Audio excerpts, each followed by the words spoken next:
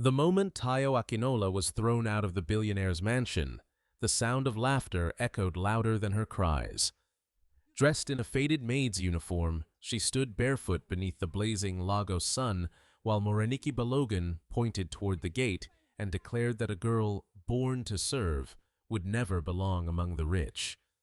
No one noticed the old silver pendant trembling against Tayo's chest or the stunned expression on Chief Adebayo Ogunle's face as his car rolled through the gates seconds too late.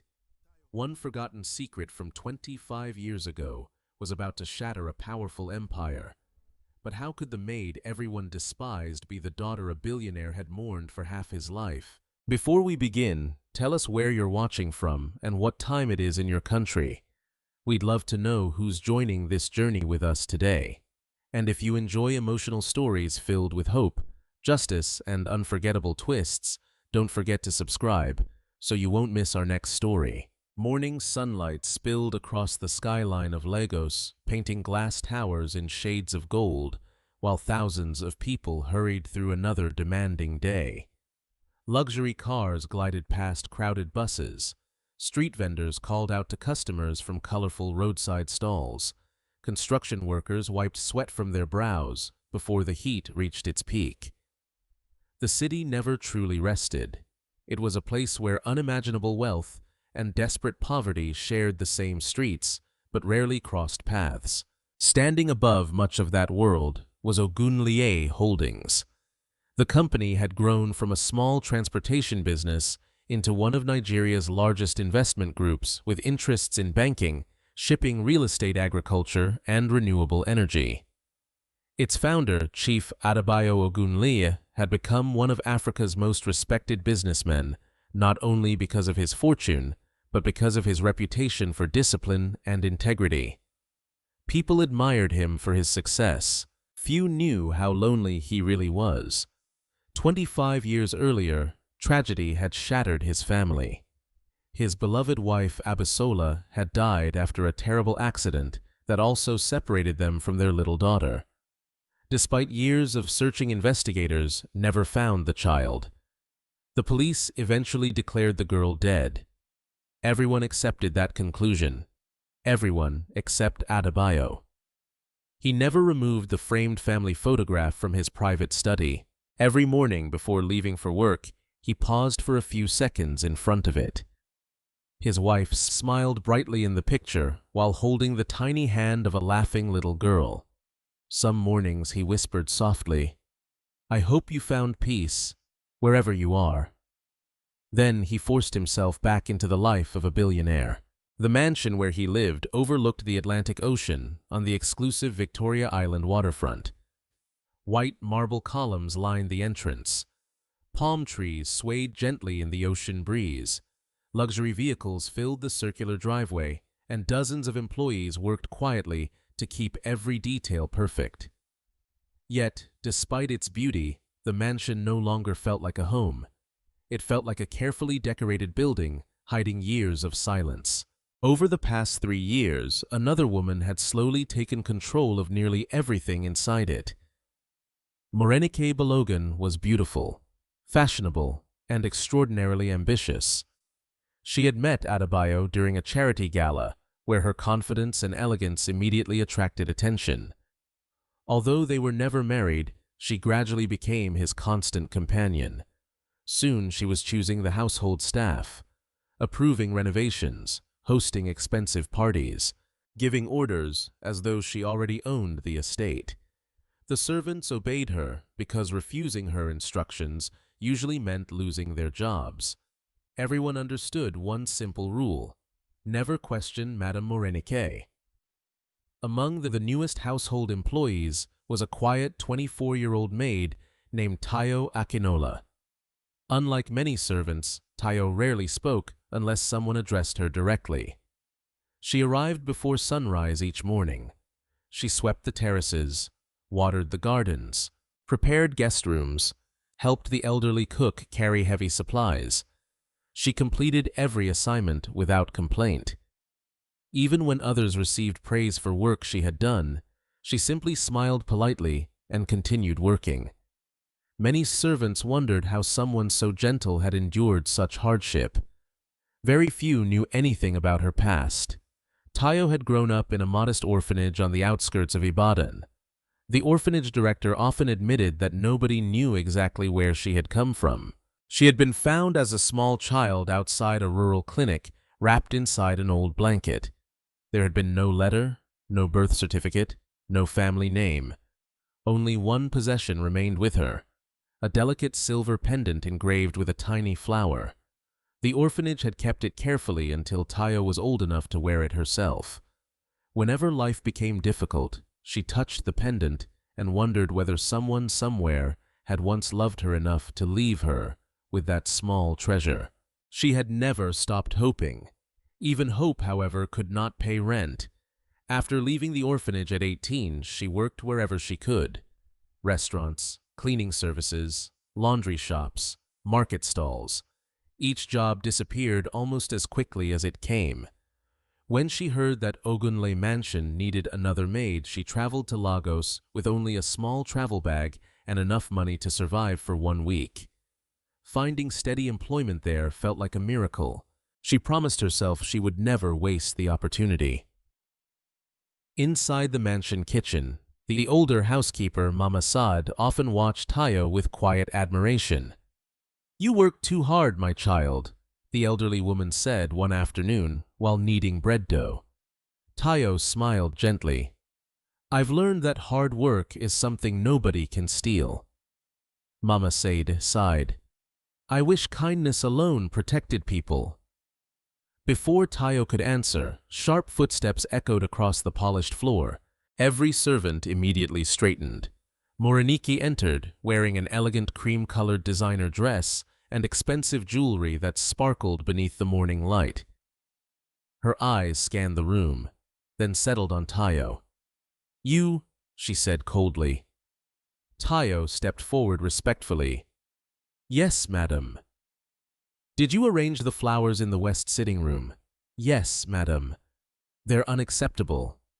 Tayo looked surprised. "I followed yesterday's instructions." "I don't care." Without another word, Morenike swept an entire vase of fresh white lilies onto the marble floor. Water splashed across Tayo's shoes. Flower petals scattered everywhere. Several servants flinched. "You'll clean this," Morenike said, "and next time learn what elegance actually looks like." She walked away without another glance.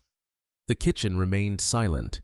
One younger servant whispered after she disappeared, "The flowers were beautiful." Mama Saad shook her head carefully. "Quiet." Tayo bent down and began collecting the broken stems. She showed no anger, no resentment, only quiet patience. Later that afternoon, Chief Adebayo unexpectedly returned home between meetings. As he entered the main hallway, he noticed Tayo struggling to carry several heavy storage boxes by herself. Without hesitation, he stepped forward. "Let me help." Tayo nearly dropped the boxes in surprise. "Sir, I can manage." "I didn't ask whether you could." He smiled kindly and lifted 2 of the largest boxes. Several employees stared in disbelief. Few had ever seen their employer carrying supplies alongside a servant. After placing the boxes inside the storage room, Adebayo nodded politely. "You work very hard." "Thank you, sir." "What is your name?" "Tayo Akinola." He repeated it quietly. Tayo. For reasons he could not explain, the name lingered in his thoughts longer than expected. There was something strangely familiar about her calm eyes, something impossible to place. Before he could think further, his assistant approached with urgent documents requiring his signature. Business once again demanded his attention. As he walked away, Tayo returned to her duties without expecting another conversation. From the second-floor balcony above, Morenike had watched everything. Her expression slowly hardened.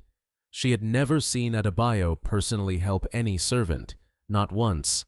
She noticed the brief smile he had given Tayo. She noticed the gratitude in Tayo's eyes. Most of all, she noticed something she could neither explain nor control.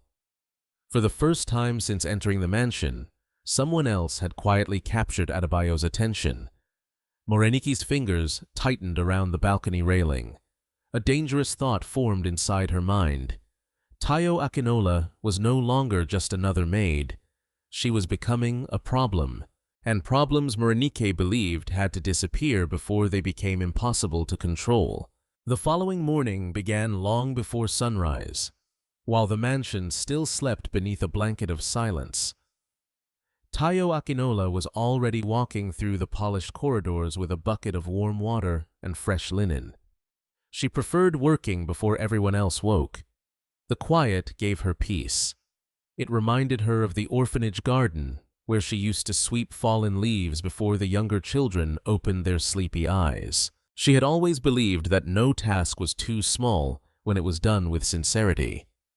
Unfortunately, sincerity was something Morenike Balogan neither admired nor understood. At precisely 7 o'clock, Morenike descended the grand staircase, wearing an elegant emerald green dress, her makeup flawless despite the early hour. A diamond bracelet sparkled on her wrist as she surveyed the entrance hall. Her sharp eyes immediately found Tayo polishing the marble floor. "You missed a spot." Tayo stood at once. "I'm sorry, madam." Morenike pointed toward a corner that was already spotless. "Do it again." "Yes, madame." Without hesitation, Tayo knelt and polished the same section once more. Several servants exchanged uneasy glances, but remained silent. No one dared challenge Morenike, not after seeing what had happened to those who had questioned her authority in the past. One gardener had lost his job simply for suggesting a different arrangement of flowers during one of her charity events. A driver had been dismissed after correcting the date of an appointment. Fear had become part of everyone's daily routine. Later that morning, Mama Sade quietly handed Tayo a cup of tea inside the kitchen. "You haven't eaten." "I'll eat later." "You always say that." Tayo smiled gently. "The work comes first." Mama Sade shook her head. "No, child, your health comes first." Before Tayo could answer, another maid hurried inside. "Madame Morenike wants Tayo in the drawing room immediately." The older woman sighed. "Go." When Tayo entered the luxurious drawing room, she found Morenike supervising decorators preparing for an exclusive dinner party scheduled that evening. Fresh orchids covered nearly every table. Crystal chandeliers reflected sunlight across the polished floor. Expensive artwork had been rearranged throughout the room. Morenike crossed her arms.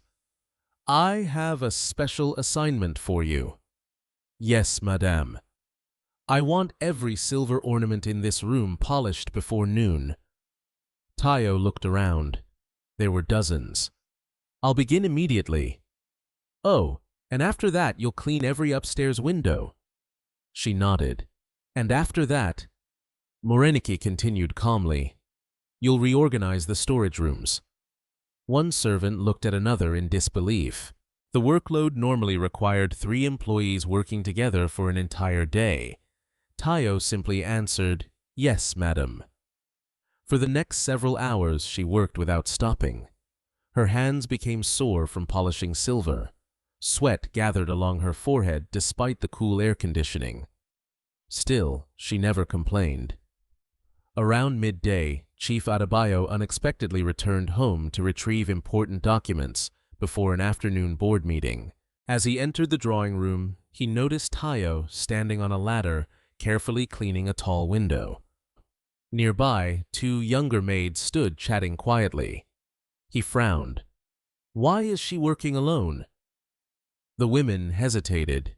Before either could answer, Morenike appeared behind him with a pleasant smile. Tayo insisted on doing everything herself. Adebayo looked toward Tayo. Is that true? She climbed down carefully. I was assigned these duties, sir. Morenike interrupted before she could continue. She's incredibly hard-working. Adebayo nodded thoughtfully. I appreciate dedication. Then he turned toward the other servants. Next time, share the workload. Of course, Morenike answered before anyone else could speak. The moment he left, her smile disappeared. She stepped close enough that only Tayo could hear her. You embarrassed me. Tayo looked confused. I'm sorry. You made him pity you. I never intended. Be quiet. Morenike leaned closer. If you think acting innocent will impress him, you're making a terrible mistake. Tayo's eyes widened. Madam, I don't understand. You don't need to. She turned sharply and walked away. For the rest of the afternoon, Morenike found new excuses to criticize every task Tayo completed. The tablecloths weren't straight enough. The flowers weren't symmetrical. The glasses weren't polished properly. Even the folded napkins somehow became another reason for public humiliation. By evening, Tayo's feet ached from standing all day. Yet when guests arrived for the dinner party, she greeted each visitor with the same respectful smile.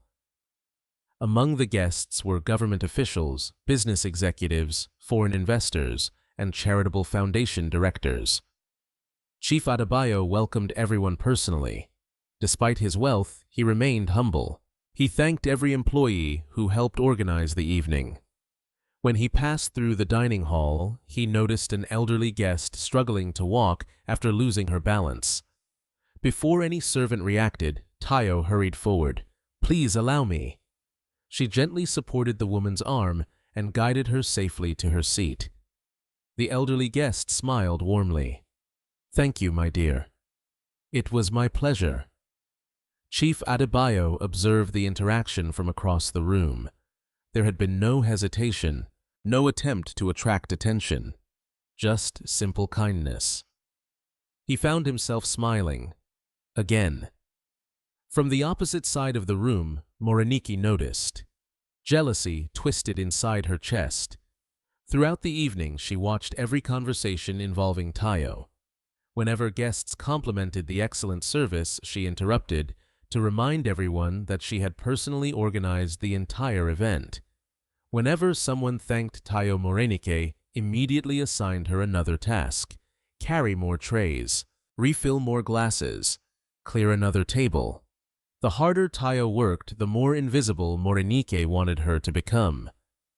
Near the end of the reception, one of the younger waiters accidentally dropped a glass. It shattered across the marble floor. Several guests turned toward the noise. Before the frightened waiter could apologize, Morenike raised her voice. Tayo! The young maid hurried over. Yes, madame. Why weren't you paying attention? Tayo looked at the broken glass. I wasn't serving this section. I don't care. The waiter opened his mouth. It was actually my Morenike silenced him with a cold stare. Are you questioning me? He lowered his head immediately. No, madame. Tayo quietly knelt and began cleaning the broken glass. One elderly businessman watched the scene carefully. He leaned toward Chief Adebayo. That young woman seems remarkably patient. Adebayo nodded. She does. It's rare. It is. Neither man noticed Morenike watching their conversation from across the room. Her frustration deepened. Why did people keep noticing Tayo? She was only a maid, nothing more. Or at least, that was what Morenike desperately wanted everyone, including herself, to believe. Later that night, after the guests had gone home, Tayo remained behind to finish cleaning the dining hall. Mama Sade approached carrying a small container of leftover food. You skipped dinner again. Tayo smiled gratefully. Thank you. You remind me of someone. My mother used to say that too. Tayo's smile faded slightly. I wish I remembered mine. Mama Sade gently touched her shoulder. Perhaps one day you will. Tayo looked down at the silver pendant resting against her chest. I've always wondered who gave me this. It's beautiful. It feels important. She held it tightly for a moment before placing it back beneath her uniform. High above them, hidden in the shadows of the second-floor balcony, Morenike watched the conversation. Her eyes narrowed as she noticed the pendant. She had never paid attention to it before. Now, for reasons she couldn't explain, it unsettled her. But something else disturbed her even more. No matter how many times she humiliated Tayo, no matter how much work she assigned, no matter how cruel her words became, the young maid never lost her dignity. That quiet strength made Morenike feel strangely threatened. She walked back toward her bedroom with a single decision growing clearer inside her mind. Simple humiliation would no longer be enough. If she wanted Tayo gone forever, she would have to destroy her reputation completely. And she had already begun imagining the perfect way to do it. The atmosphere inside unknowingly mansion changed almost overnight. No one could explain it, but every servant sensed that something dangerous was approaching. Conversations became shorter. Smiles disappeared. Even the cheerful gardeners who usually laughed while trimming the hedges now worked in silence. They had all learned to recognize the signs.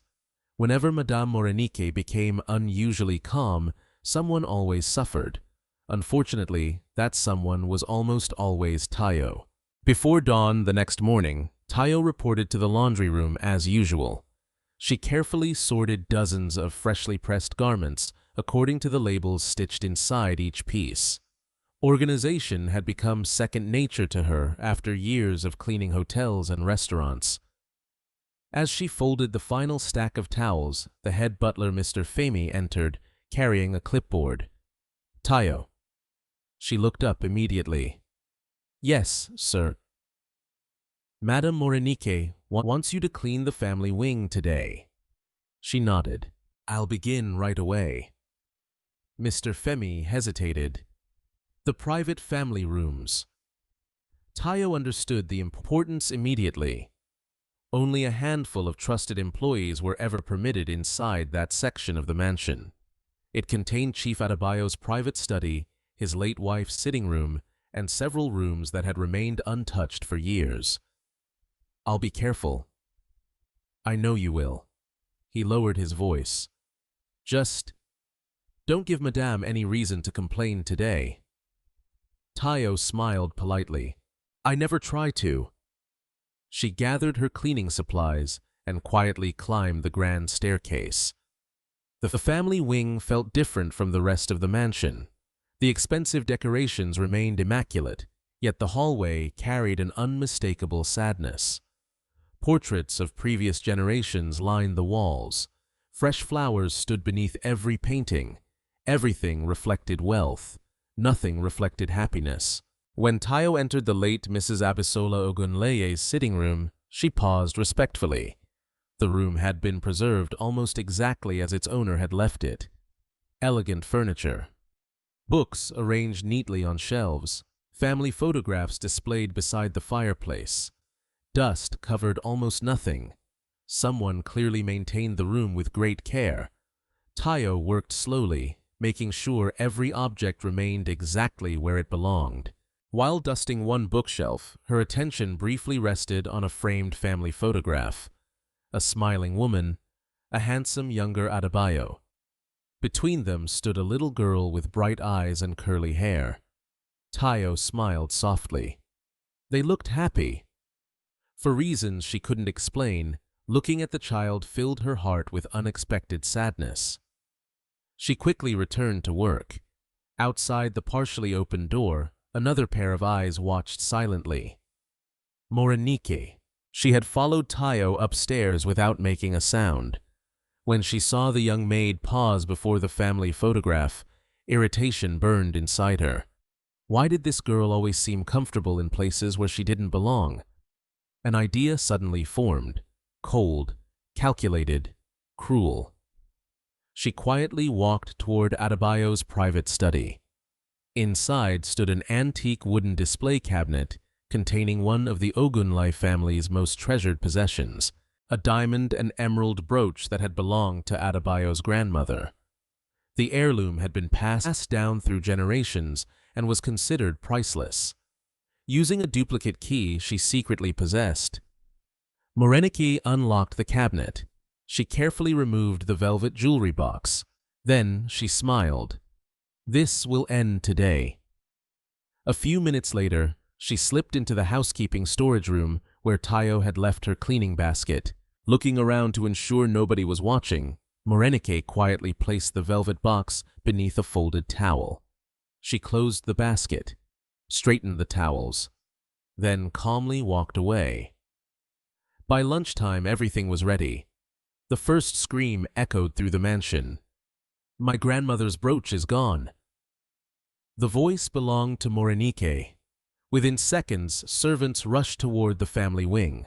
Security guards arrived. Mr. Femi hurried upstairs. Even gardeners abandoned their work outside. Chief Adebayo was attending meetings downtown and remained completely unaware of the growing chaos. Morenike stood dramatically beside the open display cabinet. "It's been stolen." Her voice trembled just enough to sound convincing. Nobody entered this floor except the cleaning staff. She slowly turned toward Tayo. The young maid looked genuinely confused. I don't understand. You were cleaning here." "Yes, madame." "And now the brooch has disappeared." "I never touched it." Morenike folded her arms. "Then you won't mind if security searches your belongings?" Tayo answered without hesitation. "Of course not." Several servants exchanged nervous glances. They knew Tayo. She barely owned enough clothes to fill a single suitcase. Stealing expensive jewelry made no sense. Still, nobody dared defend her. Two security officers respectfully searched the cleaning supplies. One guard lifted a folded towel. His expression immediately changed. "Madam." He slowly pulled out the dark blue velvet jewelry box. The hallway fell silent. Tayo stared at it in complete disbelief. "I've never seen that before." Morenike gasped dramatically. "How disappointing." Tayo shook her head desperately. "I didn't put it there. The evidence says otherwise." "I swear." "You expect us to believe someone secretly placed a priceless heirloom inside your own basket?" Tears gathered in Tayo's eyes. "I don't know how it got there." Mr. Femi stepped forward carefully. "Madam, perhaps we should wait until Chief Adebayo returns." Morenike's eyes hardened. "Are you suggesting we ignore theft?" "No." "Then step aside." She faced the gathered staff. "I welcomed this girl into our home." She sighed theatrically. "And this is how she repays us." Tayo's voice trembled. "I would never steal. You've been poor your entire life." The words struck harder than a slap. People become desperate. "I may be poor," Tayo answered quietly, "but I am not dishonest." For a brief moment, several servants looked away in shame. They knew she spoke the truth. Mama Saad finally found the courage to speak. "Madam, I've worked beside Tayo every day. And I've never seen her take anything." Morenike smiled coldly. "Then perhaps she fooled you as well." Mama Said fell silent. The elderly woman feared losing the only job supporting her grandchildren. Tayo noticed. She gently shook her head almost invisibly. "Don't risk everything for me." The old housekeeper understood. She lowered her eyes. One security guard carefully opened the jewelry box. The magnificent brooch remained inside, sparkling brilliantly beneath the hallway lights. Proof. Or at least what appeared to be proof. Morenike spoke firmly. "I refuse to have thieves inside this house." Tayo looked around at every familiar face. No one met her eyes. Some appeared sympathetic, others uncomfortable. Most simply remained afraid. The loneliness hurt more than the accusation itself. "I didn't steal it." Her voice barely rose above a whisper. "I know the truth." Morenike laughed softly. "The truth?" She stepped closer. "The truth is that trust takes years to build and seconds to destroy." Tayo instinctively touched the silver pendant beneath her uniform. It was something she often did whenever fear overwhelmed her. Morenike noticed the movement. "What are you hiding now?" She reached toward Tayo's neck. Instinctively, Tayo stepped backward. "Please don't touch it." The reaction only fueled Morenike's suspicion. "What is so valuable?" "It belongs to me." "Really? My entire life?" Morenike stared for several seconds before withdrawing her hand. "Searching that can wait." She turned toward security. "Escort her to the servants' quarters. We'll decide what happens after Chief Adebayo returns." The guards nodded respectfully. Although they believed Tayo deserved fairness, refusing Morenike's order was unthinkable. As Tayo slowly walked downstairs between the two guards, whispers spread through every corridor. "The maid stole from the family. I never expected it. She always looked so innocent." Others whispered something different. "I don't believe it." "Neither do I. But who can prove otherwise?" Behind everyone else hidden from view, Morenike allowed herself a small, victorious smile. The trap had worked perfectly. Evidence had been found. Witnesses had seen everything. By the time Adebayo returned, she believed there would be only one possible conclusion. Tayo Akinola's reputation had been shattered, and in Morenike's mind, a broken reputation was far easier to destroy than an innocent woman. By late afternoon, dark clouds gathered above Victoria Island. The breeze coming from the Atlantic carried the scent of rain, but inside Unknowingly Mansion, another kind of storm had already begun. Tayo sat quietly in a small chair inside the servants' waiting room. No one had tied her hands. No one had locked the door. She could have walked away, but she remained exactly where the security guards had asked her to wait. Running would only make her appear guilty. She rested both hands on her lap and silently prayed for strength. Not for herself, for the truth. Outside the room, whispers traveled through the mansion. Some servants believed the accusation. Others refused to. Mama Saad stood near the kitchen window, unable to focus on preparing dinner. The elderly woman had worked for the Unknowingly family for nearly 30 years. She had seen dishonest servants before. Tayo was not one of them. She knew it with every instinct she possessed. Yet instinct was not evidence. And evidence, at least, the evidence everyone had seen, pointed only toward Tayo. Shortly after 5 o'clock, the familiar sound of luxury vehicles entered the driveway. Chief Adebayo had returned. He stepped from his black sedan, removed his jacket, and immediately sensed something unusual. The gardeners were silent. The house staff stood unusually stiff. Even the security guards avoided eye contact. He frowned. What happened?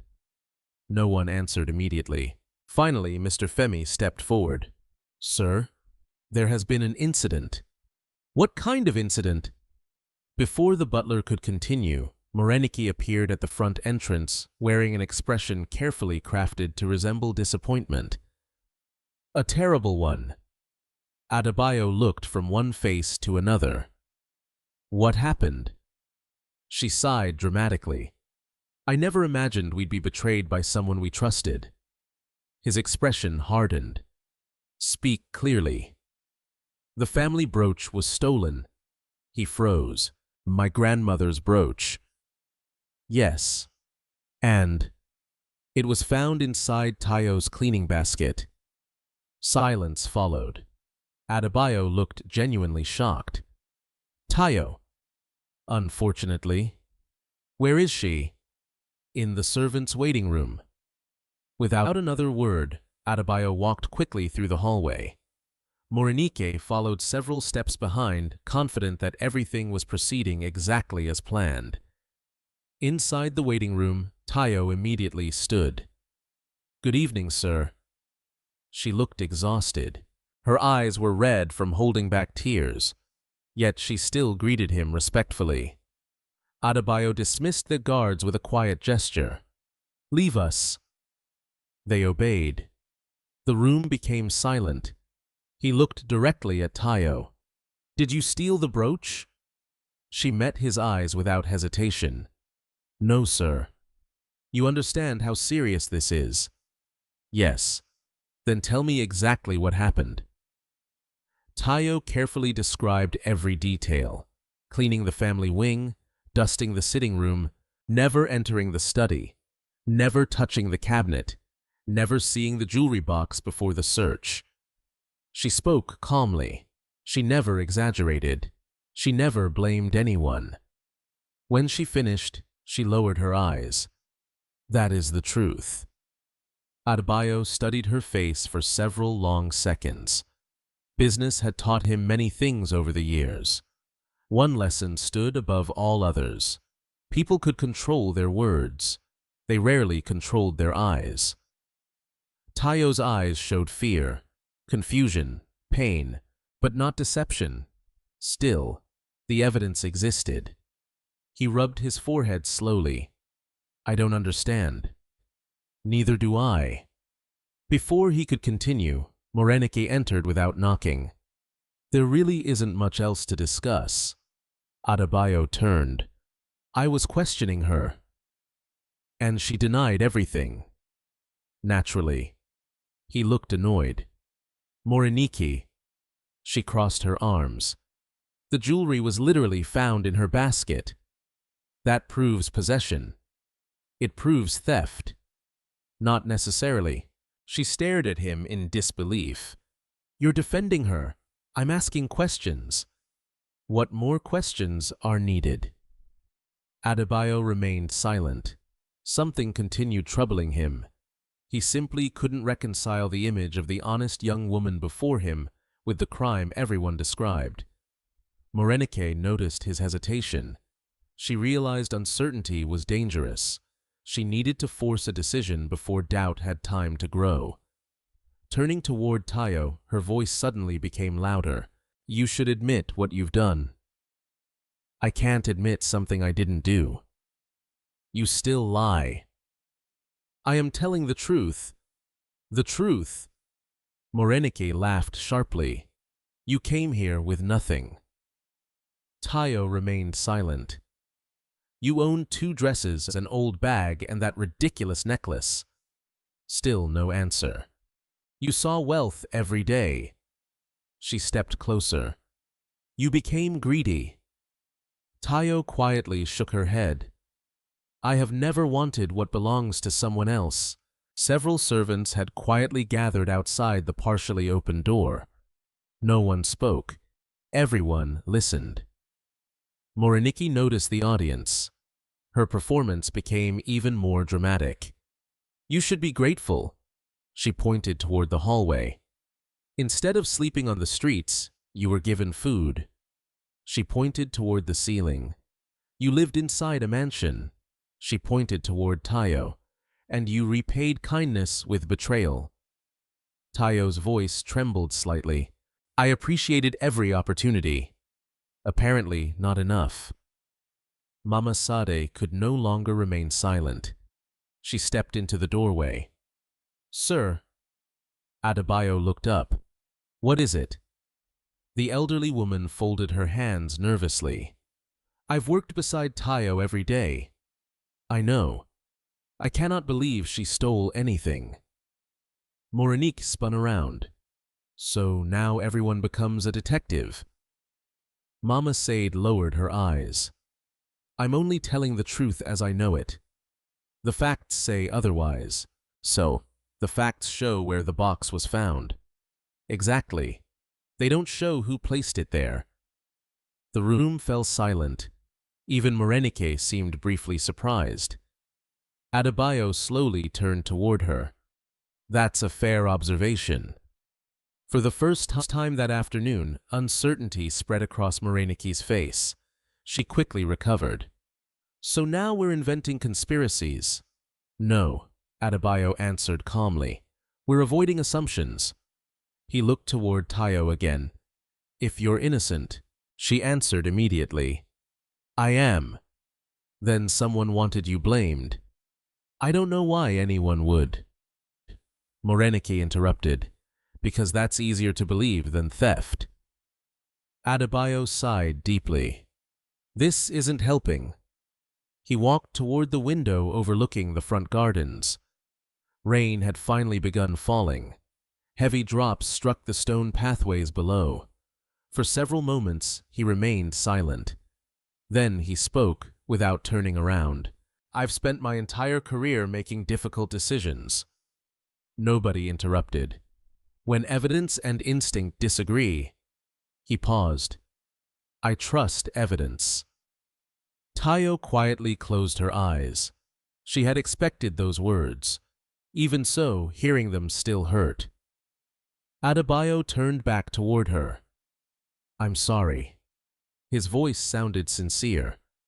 But until this matter is fully investigated, he struggled to continue. I cannot allow you to remain here. The room became completely still. Mama Saad covered her mouth. Mr. Femi lowered his head. Even several security guards looked uncomfortable. Tayo nodded slowly. I understand. You'll receive all wages owed to you. Thank you, sir. I wish things had been different. So do I. She spoke without anger, without accusation, without bitterness. That calm acceptance somehow made everyone else feel even worse.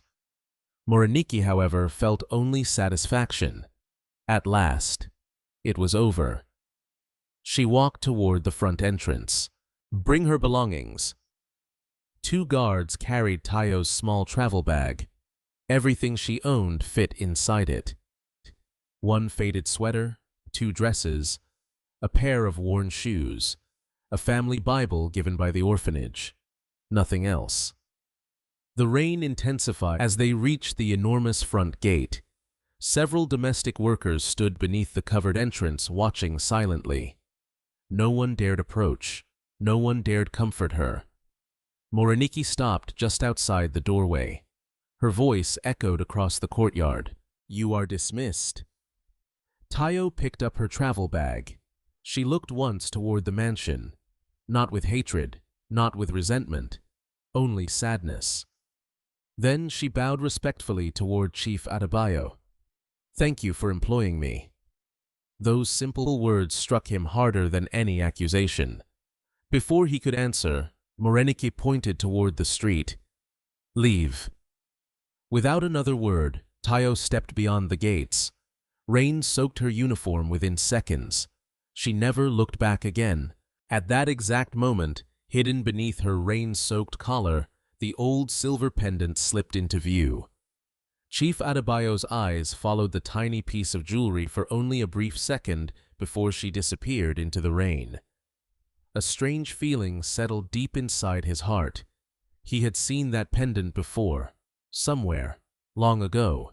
He simply couldn't remember where. As the mansion gates slowly closed behind Tayo, he continued staring into the storm, unaware that the greatest mistake of his life had just walked away carrying nothing except an old bag, and the truth that would soon change everything. The rain continued long after Tayo left unknowingly mansion. By the time she reached the nearest bus stop, every thread of her faded uniform was soaked through. Water dripped from her hair onto the cracked pavement as buses rushed past without slowing. Office workers hurried home beneath umbrellas, while street vendors covered their goods with plastic sheets. No one noticed the young woman standing alone with a worn travel bag. No one knew she had just lost the only stable job she had ever had. Tayo wrapped her arms around herself to fight the cold. She checked the small envelope Mr. Femi had quietly slipped into her hand before she left the mansion. Inside were her final wages, every naira she had honestly earned. She whispered softly, "Thank you, Lord." Not because she was happy, but because at least she would not go hungry that night. She refused to spend the money carelessly. Instead of taking a taxi, she boarded an old public bus, heading toward Yaba, where inexpensive boarding houses rented tiny rooms by the night. The bus was crowded. Passengers squeezed together shoulder to shoulder. Children slept against their mothers. Students laughed over videos on their phones. Construction workers returned home covered in dust. Tayo quietly sat near the window, holding her travel bag tightly against her chest. Her thoughts drifted back to the mansion. She replayed every moment, every conversation, every accusation. She searched her memory again and again, hoping she had overlooked something that could explain how the jewelry box had appeared inside her cleaning basket. Nothing made sense. Only one thing remained certain. Someone had planned everything. The realization hurt almost as much as losing her job, not because she had been framed, but because someone had hated her enough to destroy her life. An hour later, she found a modest guest house tucked between a pharmacy and a small grocery store. The elderly owner, Mama Ife, welcomed guests with a warm smile despite the heavy rain. "You need a room, if you have one." "For how many nights?" Tayo hesitated. "I can only afford 2. Mama Ife looked at her soaked clothes before answering. "You'll pay for 2. She smiled kindly. "If you need a 3rd night, we'll discuss it later." Tayo blinked in surprise. "Thank you." The room was tiny. A narrow bed, a wooden chair, a small window overlooking the busy street. To anyone else, it might have seemed depressing. To Tayo, it felt peaceful. She changed into dry clothes, knelt beside the bed, and prayed. She did not ask for revenge. She prayed for courage. She prayed for wisdom. Most of all, she prayed that one day the truth would be known. The following morning, she woke before sunrise, just as she always had. Old habits never disappeared. After making the bed perfectly, she left to search for work. Lagos offered opportunities to those willing to work hard. It also rejected thousands every day. At the first restaurant she visited, the manager shook his head. "We already hired someone." At the second hotel, the receptionist barely glanced at her application. "We'll call you." She knew they never would. At a supermarket, another supervisor apologized politely. "No vacancies." By midday, exhaustion had begun replacing hope. Still, she refused to give up. Outside a small neighborhood bakery, she noticed an elderly woman struggling to lift several heavy flour sacks from a delivery truck. Without thinking, Tayo hurried over. "Please let me help." The woman smiled gratefully. "My back isn't what it used to be." Together they carried every sack inside. When they finished, the elderly baker introduced herself. "My name is Mama Bose." "I'm Tayo." "You don't work around here." "No." "You looking for work?" "I am." Mama Bose studied her quietly. "You helped before asking for anything." "My mother at the orphanage always taught us that kindness shouldn't come with conditions." The older woman smiled warmly. "I could use someone honest." Tayo's eyes widened. "You mean, the pay isn't much?" "I don't mind." "The hours are long." "I don't mind." "The work is hard." Tayo smiled for the first time in days. "I don't mind that either." Mama Bose laughed. "Good." She handed Tayo a clean apron. "You can start tomorrow morning." Relief flooded through her. Not because the salary was generous, because she had another chance. Meanwhile, across the city, Chief Adebayo sat inside his office overlooking Lagos Harbor. An important board meeting was taking place.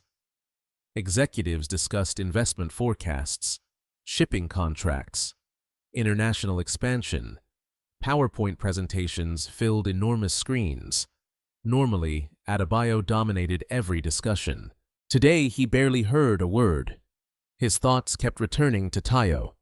More specifically, to the silver pendant. He had seen it somewhere before. He was certain. Yet no matter how hard he searched his memory, the answer remained just beyond reach. After the meeting ended, his longtime executive assistant, Kunle Afolayan, noticed his unusual silence. "Everything all right, sir?" Adebayo leaned back slowly. "Tell me something." "Of course. Do you remember the maid who worked at the mansion?" Tayo: "Yes." Kunle nodded. "I met her once."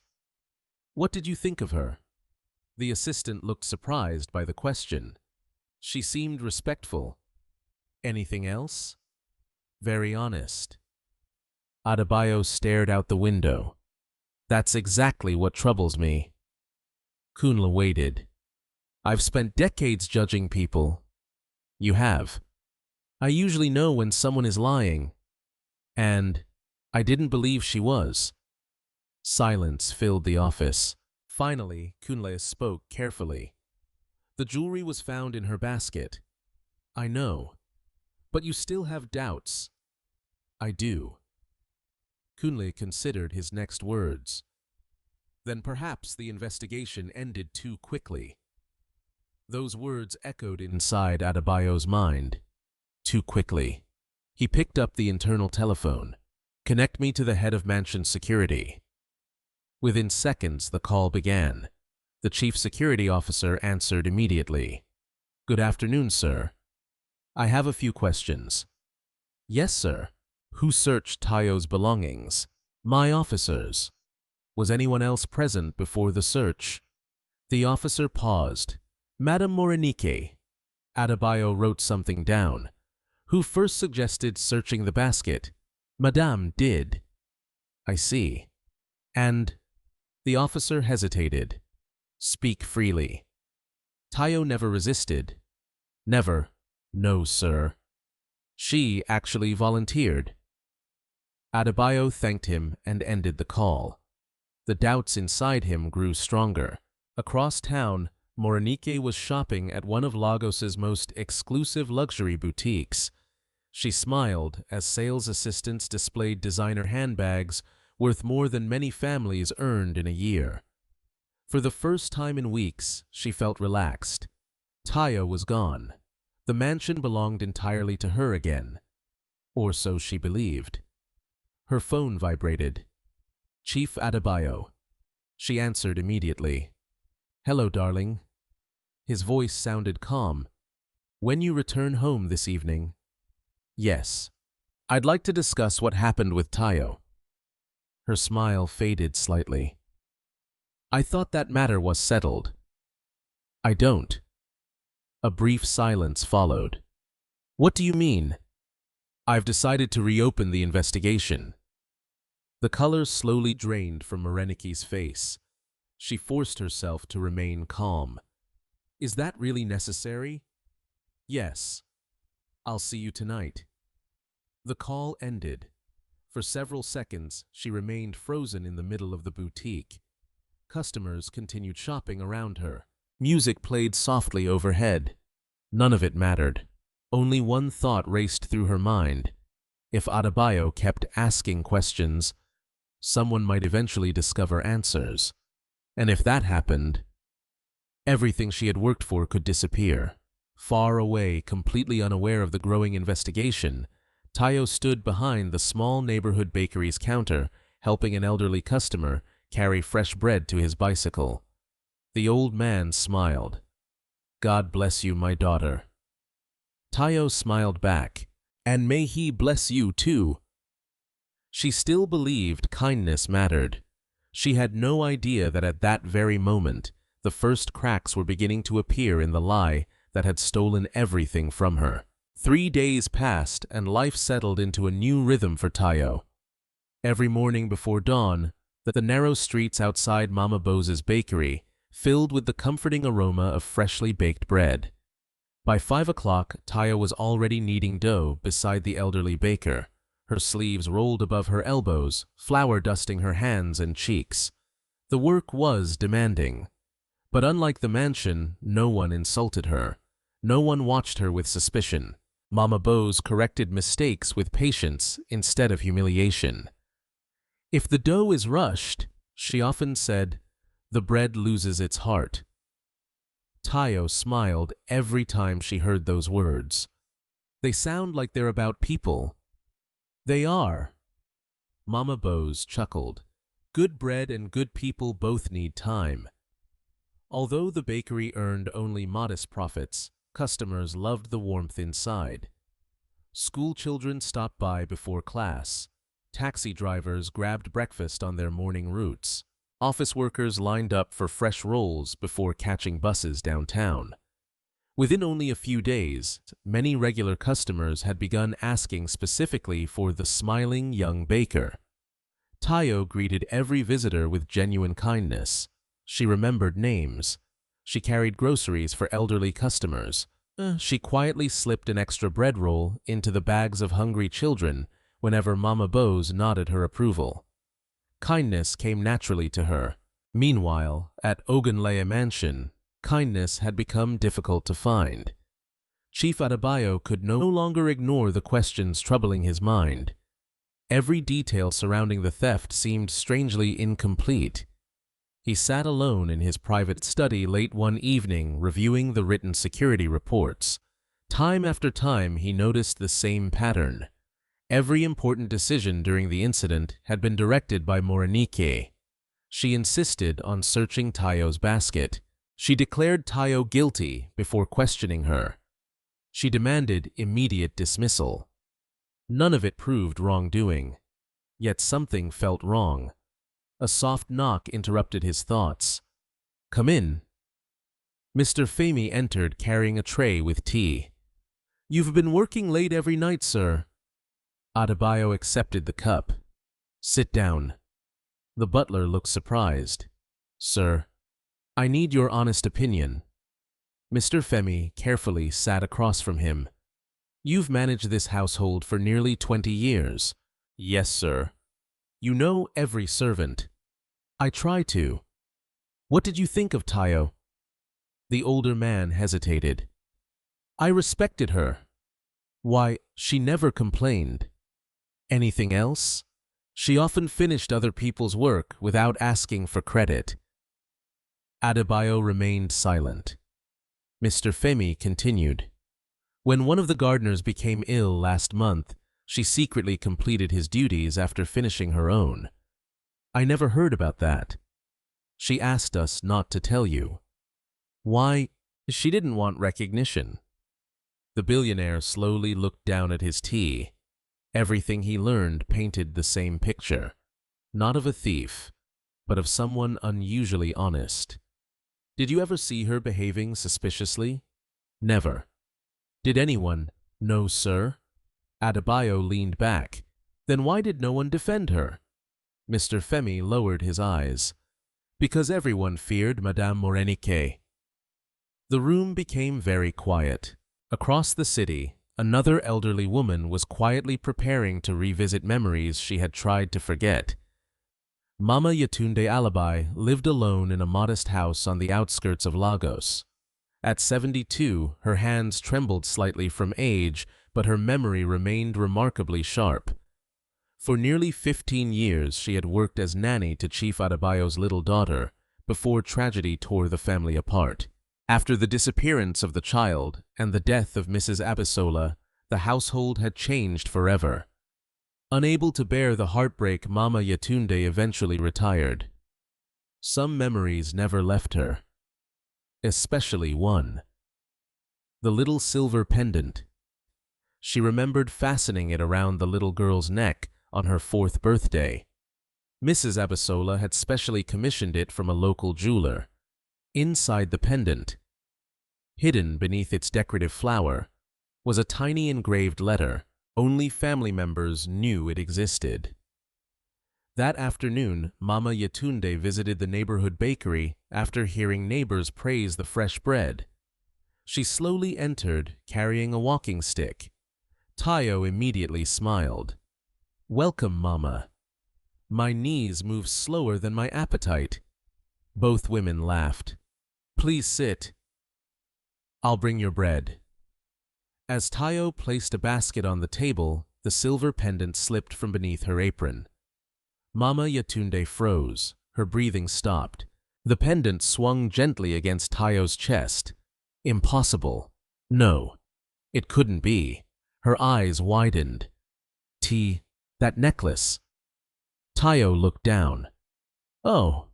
She smiled softly. I've had it since I was little. Mama Yatunde slowly reached forward. My child, may I see it? Of course. Tayo carefully removed the chain and placed it into the elderly woman's trembling hands. Mama Yatunde examined every tiny detail, the flower engraving, the worn edges, the tiny scratch near the clasp, exactly the same. Her fingers searched beneath the decorative petals. Very gently. She pressed the hidden latch. Click. The tiny compartment opened. Inside, barely visible after so many years, was a single engraved letter. A. Tears instantly filled Mama Yatunde's eyes. She almost dropped the pendant. Tayo became concerned. Are you all right? The elderly woman struggled to speak. Where? She swallowed. Where did you get this? I don't know. You don't know. I grew up in an orphanage, she smiled sadly. They said I was found wearing it. Mama Yatunde's hands began shaking uncontrollably. When? I was very young. Do you know your parents? No. Silence hung heavily between them. The elderly woman stared into Tayo's face. The shape of her eyes, the curve of her smile, the kindness in her expression. Suddenly she saw echoes of another face. Abisola. My God! What is it? Instead of answering, Mama Yatunde gently touched Tayo's cheek. You look so much like… She stopped at herself. No. She couldn't make such a claim based on resemblance alone. Not after 25 years, not without proof. Still, the pendant. Only one had ever existed. Mama Bose noticed the emotional conversation and approached carefully. Is everything all right? Mama Yatunde nodded slowly. I need to leave. She handed the pendant back to Tayo with both hands. Never lose this. I never will. It may be more valuable than you know. Before Tayo could ask another question, the elderly woman quietly left the bakery. Outside, she leaned heavily against a nearby wall. Her heart raced. Could it truly be possible? After all these years, no. She needed certainty. She immediately hired a motorcycle taxi. Victoria Island. The driver nodded.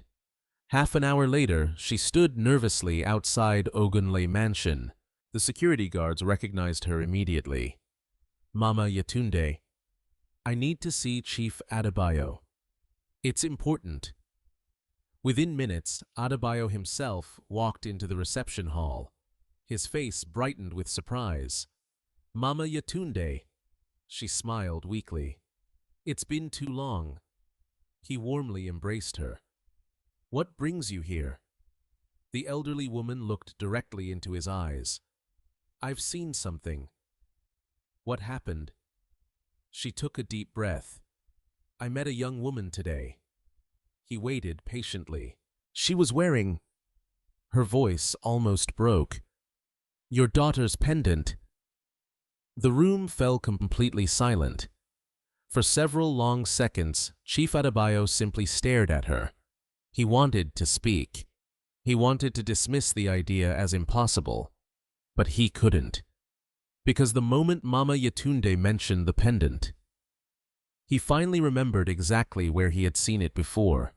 Not on a stranger, not in a photograph, but around the neck of the little girl he had kissed goodnight for the last time 25 years earlier.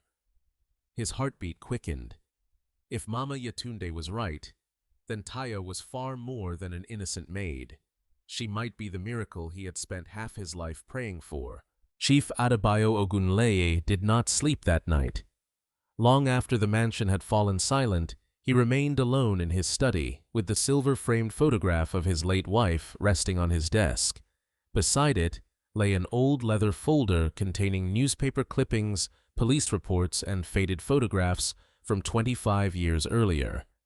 For years, he had opened the folder only on the anniversary of the tragedy. Tonight was different. Tonight, hope had returned.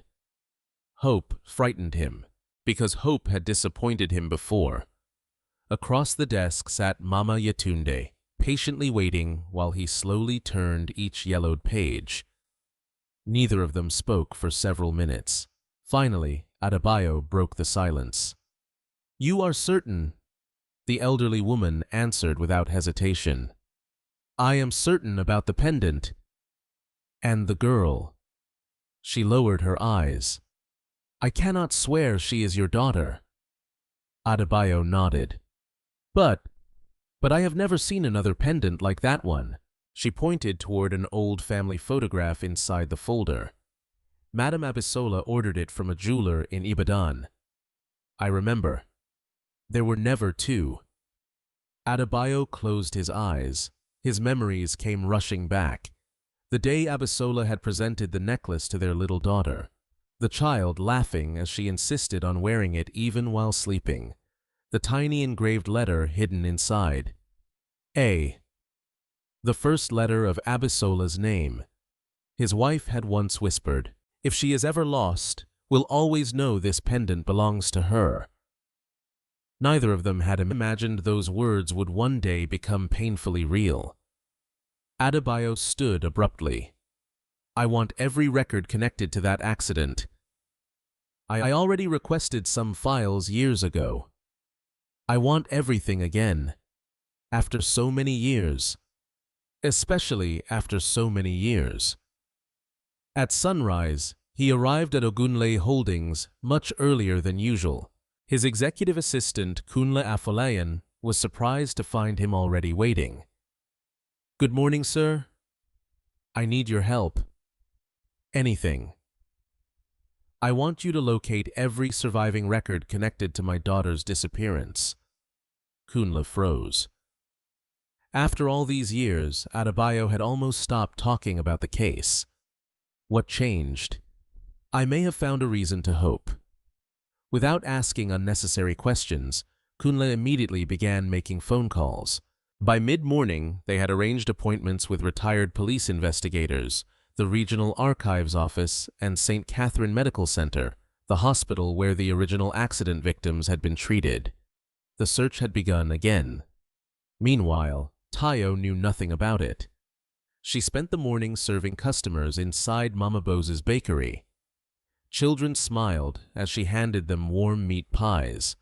An elderly couple thanked her for carrying their shopping bags. One regular customer joked that the bakery's bread tasted better since she had arrived. Mama Bose laughed proudly. "I told you good hearts make better bread." Tayo smiled. "If that's true, the bread belongs to you." "No." The older woman shook her head. "It belongs to everyone who works with love."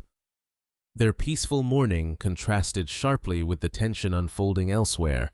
At St. Catherine Medical Center, dusty archive boxes filled an underground storage room rarely visited by anyone. A records supervisor led Adebayo and Kunle through endless shelves. Most documents from that period were never digitized. "That's fine. We'll have to search manually." Hours passed. Medical files, admission logs, emergency reports. Some pages had faded almost beyond recognition. Others were damaged by humidity. Just when frustration began replacing optimism, the supervisor stopped beside an old cardboard box. "This covers pediatric emergency admissions from that year." He carefully lifted the lid. Together they sorted through hundreds of files. Suddenly, Kunle paused. "Sir." Adebayo looked up. "I found something." Inside a thin folder lay an incomplete emergency intake report. The patient's name had been left blank. Age, approximately 4 years old. Condition, minor injuries. Guardian, unknown. Transferred to Temporary Child Protection Services. Adebayo's pulse quickened. Continue. The final page was missing. Only one handwritten note remained attached to the corner. Child found wearing silver pendant. Everyone became silent. The records supervisor frowned. The rest of the file should be here. It isn't. No. He searched the surrounding folders. Nothing. Adebayo stared at the incomplete record. Someone had removed the remaining pages. Across town, Morenike Balogun received unexpected news from one of her acquaintances working at the hospital. The woman casually mentioned seeing Chief Adebayo reviewing very old medical files. Morenike's smile disappeared. What files? I'm not sure. Something about a child. A cold sensation spread through her chest. She ended the call immediately. Why was he investigating old hospital records? Could it possibly be connected to Tayo? She tried convincing herself she was overreacting. Yet deep inside, fear continued growing. Without wasting another minute, she drove directly to the mansion. There, she quietly entered Adebayo's study while he remained away. She searched the desk drawers. Nothing. She checked the filing cabinet. Nothing. Finally, she noticed the old leather folder lying partially hidden inside a locked drawer that had not fully closed. Using one of her hairpins, she carefully forced the lock. The folder opened. Inside, she found recent notes, hospital records, the words silver pendant, and one name, Tayo Akinola. Her hands began trembling. No! She quickly read every page. The more she read, the paler she became. Someone was connecting Tayo to Adebayo's missing daughter. If that happened, everything would collapse. Not only would she lose Adebayo, she would lose the luxurious future she had spent years building. She slammed the folder shut. I won't let that happen. Her voice barely rose above a whisper. That evening, Adebayo and Kunle traveled to the headquarters of Child Protection Services. The elderly administrator welcomed them politely. I remember that case. You do. She nodded. It was unusual. What happened? The child arrived without identification. Was she adopted? We tried locating relatives first. She opened another archive ledger. Unfortunately, she frowned. Some records disappeared years ago. Adebayo stared at her. Disappeared. Several boxes were damaged during renovations. Kunle quietly asked, any surviving information? The administrator continued searching. Finally, she found one handwritten transfer register. It only lists children by temporary identification numbers. She traced her finger down the page. There. Temporary child number 47. Transferred to Hope Haven, Children's Home, Ibadan. Adebayo looked at Kunle. That's where Tayo grew up. Kunle slowly nodded. Another piece of the puzzle had fallen into place. Still, it wasn't enough. None of the documents proved that child number 47 and Tayo were the same person. They only suggested the possibility. As darkness settled across Lagos, Tayo closed the bakery for the evening. Mama Bose handed her a small paper bag. For your supper. You've already paid me. I know. You don't have to. I want to. Tayo smiled gratefully. Thank you. Walking back towards the guest house, she noticed several homeless children sharing scraps of food beneath a bridge. Without hesitation, she opened the paper bag. Inside were 4 fresh bread rolls. She kept one, then quietly handed the remaining 3 to the children. Their faces lit up with joy. One little girl hugged her tightly. God bless you. Tayo gently stroked the child's hair. He already has. She continued walking without realizing that someone across the street had witnessed everything. It was Kunle. He had stopped for fuel after leaving Child Protection Services. Instead of driving away immediately, he had watched Tayo share almost all her dinner with complete strangers. He remained inside his car for several moments. Then he quietly smiled. When he finally reached the mansion, Adebayo looked up from his desk. "Did you find anything else?" Kunle nodded slowly. "Not evidence." "What then?" "Character." Adebayo frowned. "I saw Tayo tonight." "What was she doing?" "Giving away her own supper." Silence filled the room. Kunle continued softly. "A guilty person might steal a fortune." He paused. "But I've never seen one give away the little she has." Those simple words settled heavily inside Adebayo's heart. The evidence was still incomplete. The truth remained hidden. But with every passing day, one certainty grew stronger. The young woman driven from his home did not behave like a thief. She behaved like the daughter Abisola had always hoped to raise. The deeper Chief Adebayo searched, the more the past refused to stay buried. What had begun as a lingering doubt about a dismissed maid had quietly transformed into an investigation that reached back 25 years. Every new clue pointed toward the same impossible conclusion, yet none of them was strong enough to prove it. He refused to make another mistake. If Tayo truly was his daughter, he would not risk raising false hope with incomplete evidence. But someone else had already decided the investigation must never reach its end. Morenike Balogun. For the first time since entering Adebayo's life, fear replaced confidence. She had spent years carefully building her future. She attended charity galas, hosted business dinners, appeared beside Adebayo in magazines.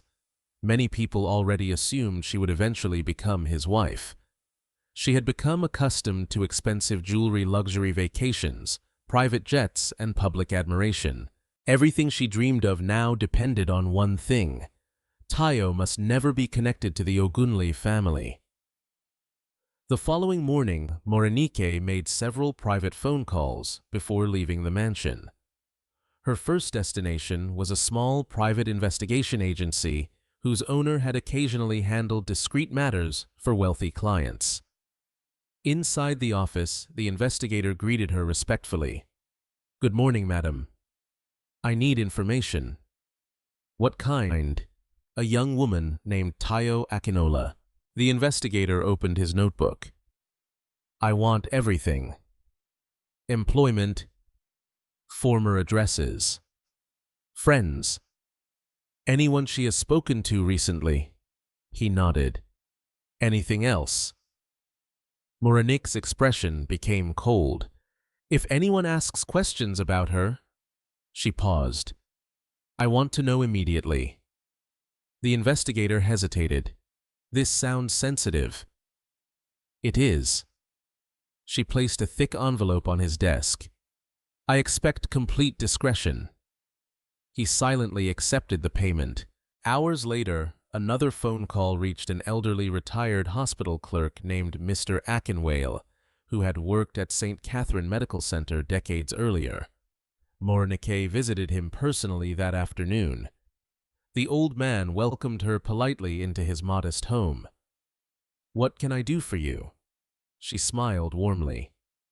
"I'm helping organize historical records for a family matter." He nodded. "I remember many old cases." "I'm sure you do." She casually mentioned the year of Adebayo's family tragedy. The old man's expression changed. "That was a terrible accident." "It was." She leaned forward. "Do you remember any unidentified little girl?" He thought carefully. "There may have been one." "May. It was a long time ago." "I understand." She slowly removed another envelope from her handbag. "I simply want to avoid unnecessary confusion." He looked at the envelope, then at her. "What exactly are you asking?" "If anyone contacts you." She smiled gently. Please tell them you remember nothing." The elderly man frowned. I don't like lying. I'm not asking you to lie. She pushed the envelope closer. I'm asking you not to speculate. For several uncomfortable seconds, neither spoke. Finally, the old man pushed the envelope back toward her. No. Her smile faded. I beg your pardon. I've spent my whole life keeping records. His voice remained calm. I'm too old to start hiding them. Without another word, Moreniki stood. Her pleasant expression had vanished.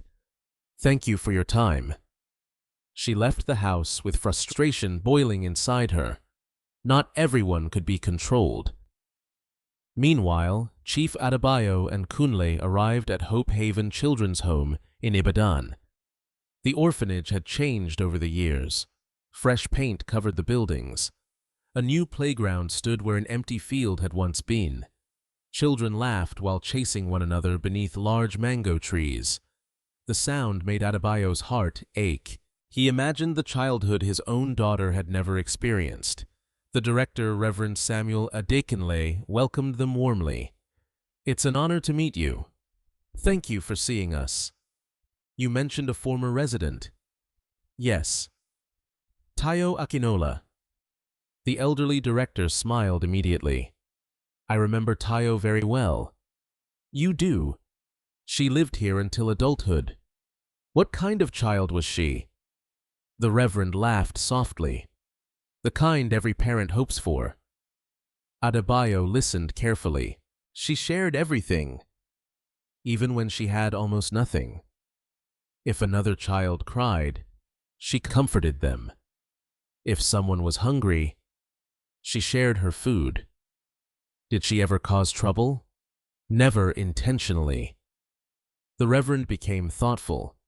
There was only one thing. What? She often asked about her parents. Adebayo remained silent. What did you tell her? The truth. We didn't know. He opened an old storage cabinet and removed a worn admission ledger. We received her from Child Protection Services. Do you still have her file? I believe so.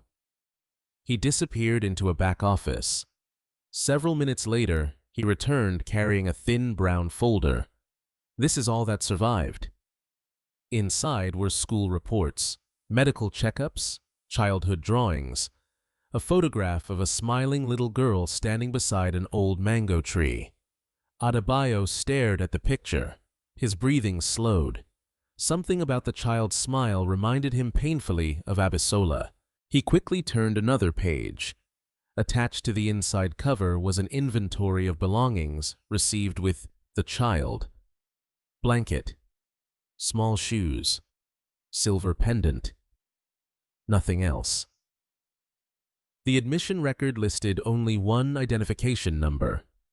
Child number 47. Exactly the same number recorded at Child Protection Services. Kunle quietly looked toward Adebayo. Another connection. Still no final proof. Before leaving, Reverend Samuel handed Adebayo a small envelope. Tayo asked me to keep this.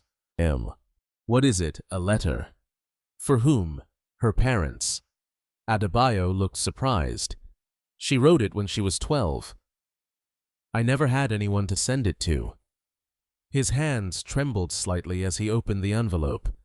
Inside, written in careful, childish handwriting, were only a few simple lines. Dear Mama and Papa, I don't know if you're alive. Maybe you're looking for me.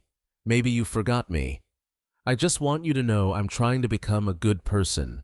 If we ever meet again, I hope you'll be proud of me. Love, Tayo. A long silence followed. Adebayo folded the letter carefully. His eyes glistened. He imagined his little daughter writing those words while believing she had been abandoned forever. He slipped the letter into his jacket pocket. I'll keep this safe. At the same time, Moreniki's hired investigator finally located Tayo. He watched discreetly from across the street as she worked inside Mama Bose's bakery.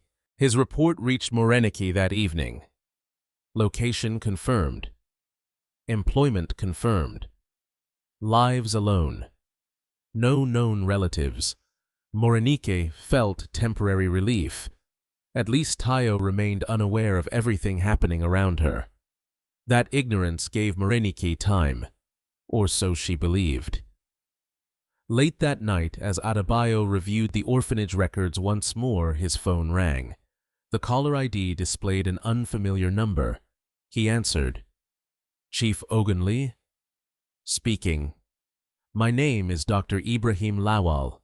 I'm calling from St. Catherine Medical Center." Adebayo immediately sat upright. "Yes. I've heard you're reviewing an old pediatric case." "I am. I recently inherited several archived documents from a retired colleague." Adebayo's heartbeat quickened. "There may be one file you should see." "What file?" "The missing final page." Silence filled the room. The page that disappeared from the unidentified child's medical record. Adebayo gripped the phone tightly. "You have it." "I believe I do." "When can we meet?" "Tomorrow morning." After ending the call, Adebayo remained completely still. For days every path had led to missing records. Now, suddenly, the final page had appeared. Across Lagos, Morenike stood alone on the balcony of the mansion, staring into the darkness.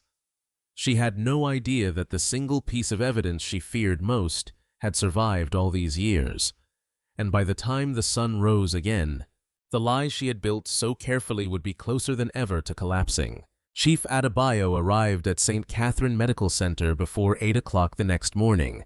For a man known throughout Nigeria for his patience and composure, he had never felt so restless. Kunle parked the car near the administration building and glanced toward his employer. "You barely slept." Adebayo managed a faint smile. "I've waited 25 years. He stepped out of the vehicle. "I can wait one more hour." But deep inside, every passing second felt unbearable. Dr. Ibrahim Lawal welcomed them into a modest office, lined with filing cabinets that had clearly served the hospital for decades. The doctor, now in his early 60s, adjusted his glasses before extending his hand. "Chief Unknowingly, thank you for agreeing to meet. I wasn't sure these documents still mattered." "They matter more than you can imagine." Dr. Lawal nodded thoughtfully. "My predecessor retired 6 months ago. He left several personal archive boxes that were never officially catalogued. I was reviewing them last week when I noticed one file marked Temporary Child Number 47. Adebayo's heart skipped a beat. "The missing page? I believe so." The doctor carefully opened a brown envelope. Inside rested a faded medical report, slightly yellowed with age, but remarkably well preserved. He placed it gently on the desk. This page somehow became separated from the rest of the file years ago. Adebayo leaned forward. Every line seemed to carry the weight of a lifetime. Patient temporary child number 47. Estimated age 4 years. Condition stable. Distinguishing possession. Silver pendant engraved with floral design. The description matched perfectly. Then his eyes moved lower. Temporary blood sample collected for future identification if relatives located. Blood sample reference number still preserved. Adebayo looked up instantly. Preserved. Dr. Lawal nodded. "Our hospital occasionally retained pediatric blood samples during unidentified child cases." "For how long?" "In extremely rare situations." He hesitated. "Indefinitely." Silence filled the room. Kunle stared in disbelief. "You mean the sample may still exist?" Adebayo's breathing became heavier. "If it does," Dr. Lawal finished the sentence quietly, "it could be compared through modern DNA testing. For the first time since the investigation had begun, scientific proof no longer seemed impossible." Within the hour, laboratory staff began searching the hospital's long-term preservation archives. No one could guarantee success. Many samples had been discarded over the years. Others had deteriorated. Still, hope remained alive. Meanwhile, life continued normally for Tayo. She knew nothing about blood samples, nothing about missing medical records, nothing about DNA. She was too busy serving customers inside Mama Bose's bakery. A young mother entered carrying a crying toddler. "I'm sorry. The little one hasn't stopped crying all morning." Tayo smiled warmly. "May I try?" The woman nodded. Tayo crouched until she was at eye level with the child. She gently offered him a small, sweet bread, shaped like a star. The little boy blinked. His tears slowly stopped. Moments later, he smiled. The grateful mother laughed. "You're wonderful with children." Tayo's expression softened. "I've always loved them. You'll make an amazing mother someday." For a brief moment, sadness crossed Tayo's face. "I hope so." The customer noticed but asked no further questions. After they left, Mama Bose quietly approached. "You still wonder about your family?" Tayo nodded. "Every day." "If you found them tomorrow, what would you say?" Tayo thought carefully. "I wouldn't ask why they lost me." "You wouldn't?" "No." "What would you ask?" She smiled sadly. "I'd ask if they ever stopped loving me." Mama Bose gently squeezed her shoulder. Any parents worth finding never stop. Back at the hospital, exciting news finally arrived. One laboratory technician hurried into Dr. Lowell's office. "Doctor." "What is it?" "We found the storage reference." Everyone stood immediately. "And the sample still exists." A wave of disbelief swept across the room. Dr. Lawal looked toward Adebayo. "It will require verification." "I understand. And DNA comparison. I'll provide anything necessary." Within minutes, blood samples were collected from Adebayo himself. The laboratory immediately began preparing the analysis. Results would require several days. For Adebayo, those days already felt endless. As he left the hospital, he looked toward Kunle. "If the results are negative..." Kunle remained silent. "I'll accept them." "And if they're positive?" Adebayo stared through the windshield. "I don't know." His voice cracked slightly. "I don't know how a father apologizes for losing 25 years. Across town, Morenik's anxiety continued growing. The investigator she had hired arrived at her private apartment carrying fresh information. "I've been following the businessman." "Chief Adebayo." "Yes." "What has he been doing?" "He visited the orphanage." She stiffened. "What else?" "The hospital." Her face slowly lost color. "What hospital?" "St. Catherine." She immediately understood. The investigation had reached places she could no longer control. "What happened there?" "I couldn't get inside." "Find out." "I'm trying." She paced across the living room.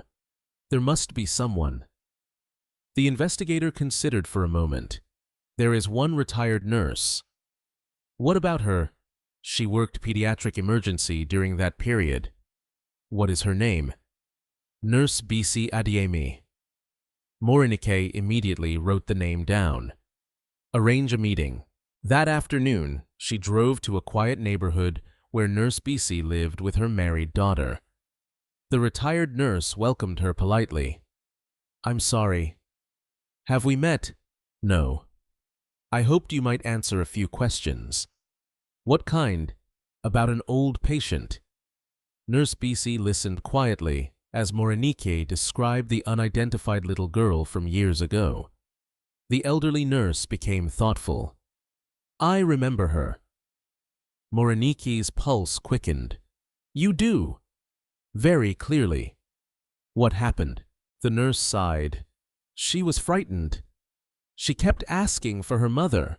Did anyone come looking for her? We expected someone would. No one did. Morenike leaned forward. Do you remember anything else? The old nurse smiled softly. I remember the child refusing to remove her necklace.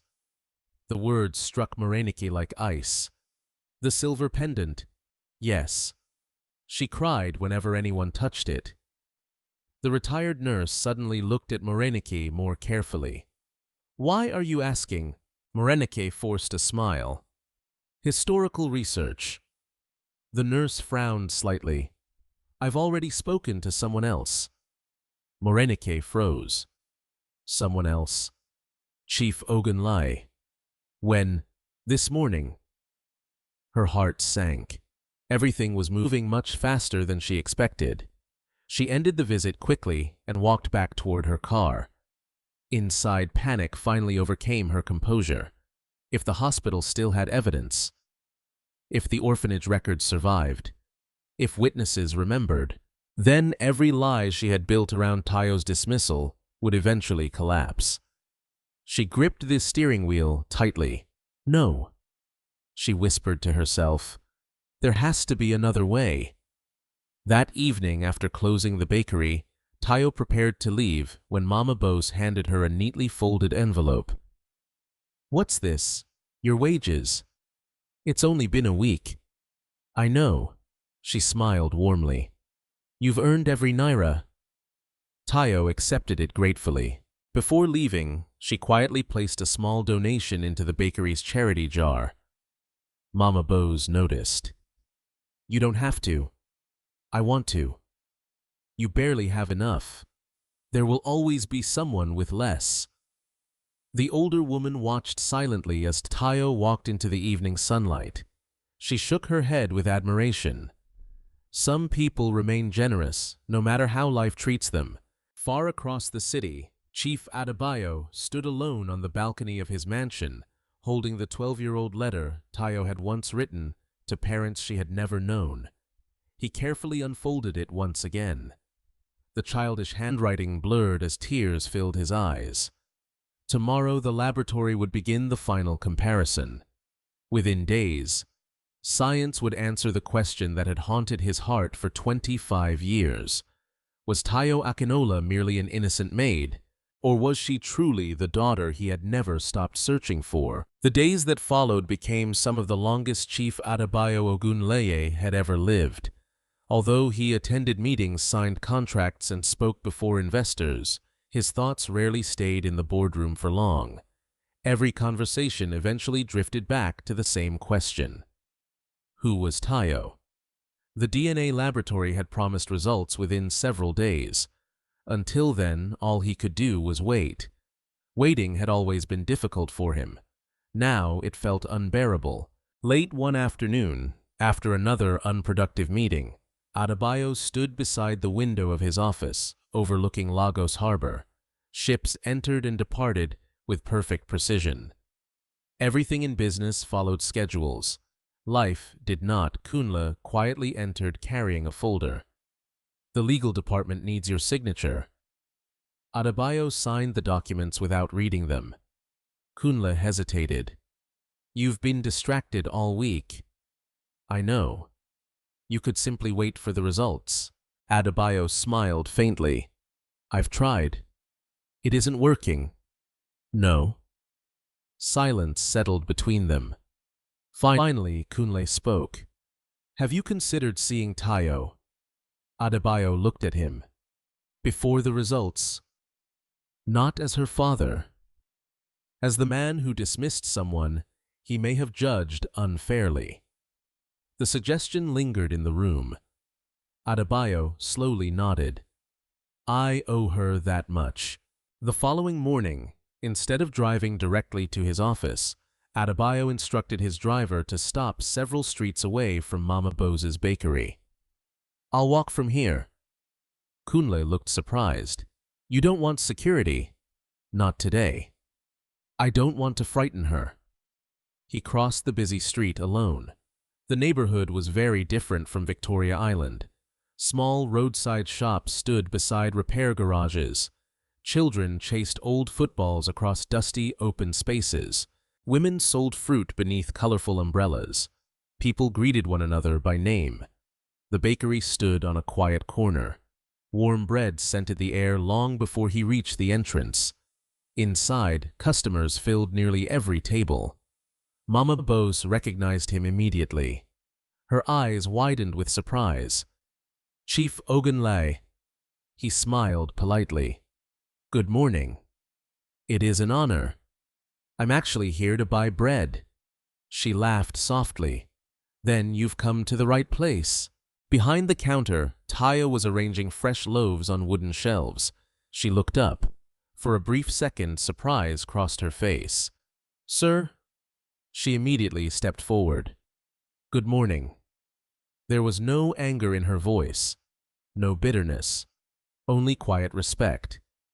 That alone made Adebayo feel ashamed. "Good morning, Tayo.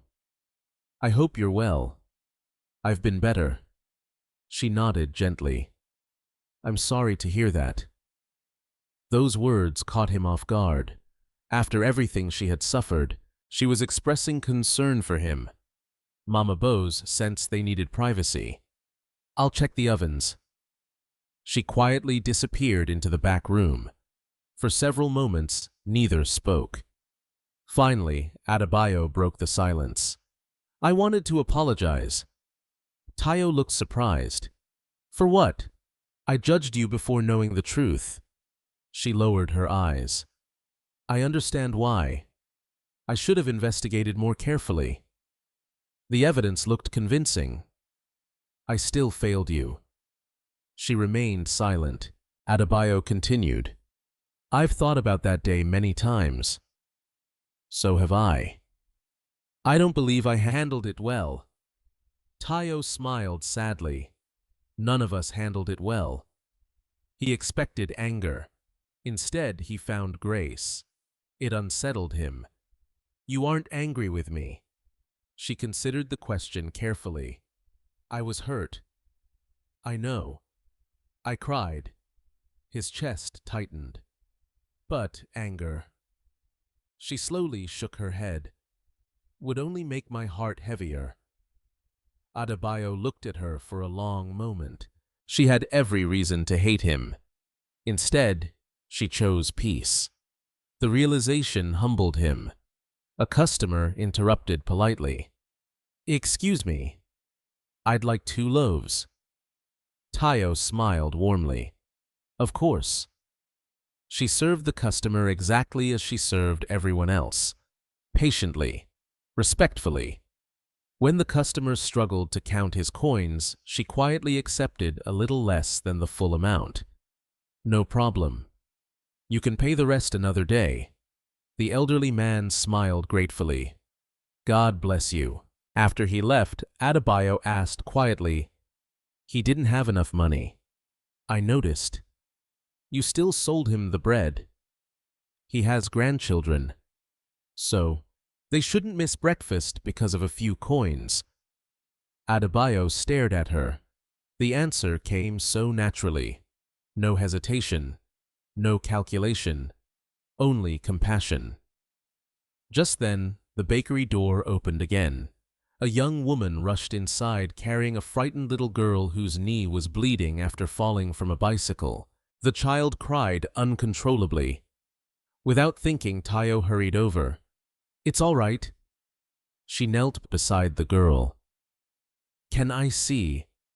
The child clung tightly to her mother. Tayo smiled. "When I was little, I scraped my knees too." "You did?" "Oh, yes." "And do you know what happened?" The little girl sniffled. "What?" "I became brave." A tiny smile appeared. Tayo gently cleaned the scrape with bottled water before Mama Bose brought a small first aid kit. Within minutes, the child had stopped crying completely. As they prepared to leave, the grateful mother whispered, "Thank you." Tayo simply smiled. "Take good care of her." Chief Adebayo watched every moment. An unfamiliar ache settled inside his chest. He remembered another little girl, one who used to cry after falling in the garden. Abisola would always comfort her first. Then he would pretend to inspect the tiny injury as though he were the family doctor. Their daughter always laughed. The memory struck him so suddenly that he looked away. He didn't want Tayo to see the tears gathering in his eyes. Outside the bakery, he stood quietly for several moments before speaking again. "I have one more question." "Yes, sir."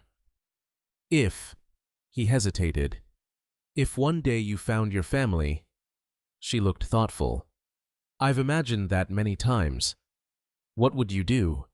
"I don't know." "You've never decided?" "I used to dream about it."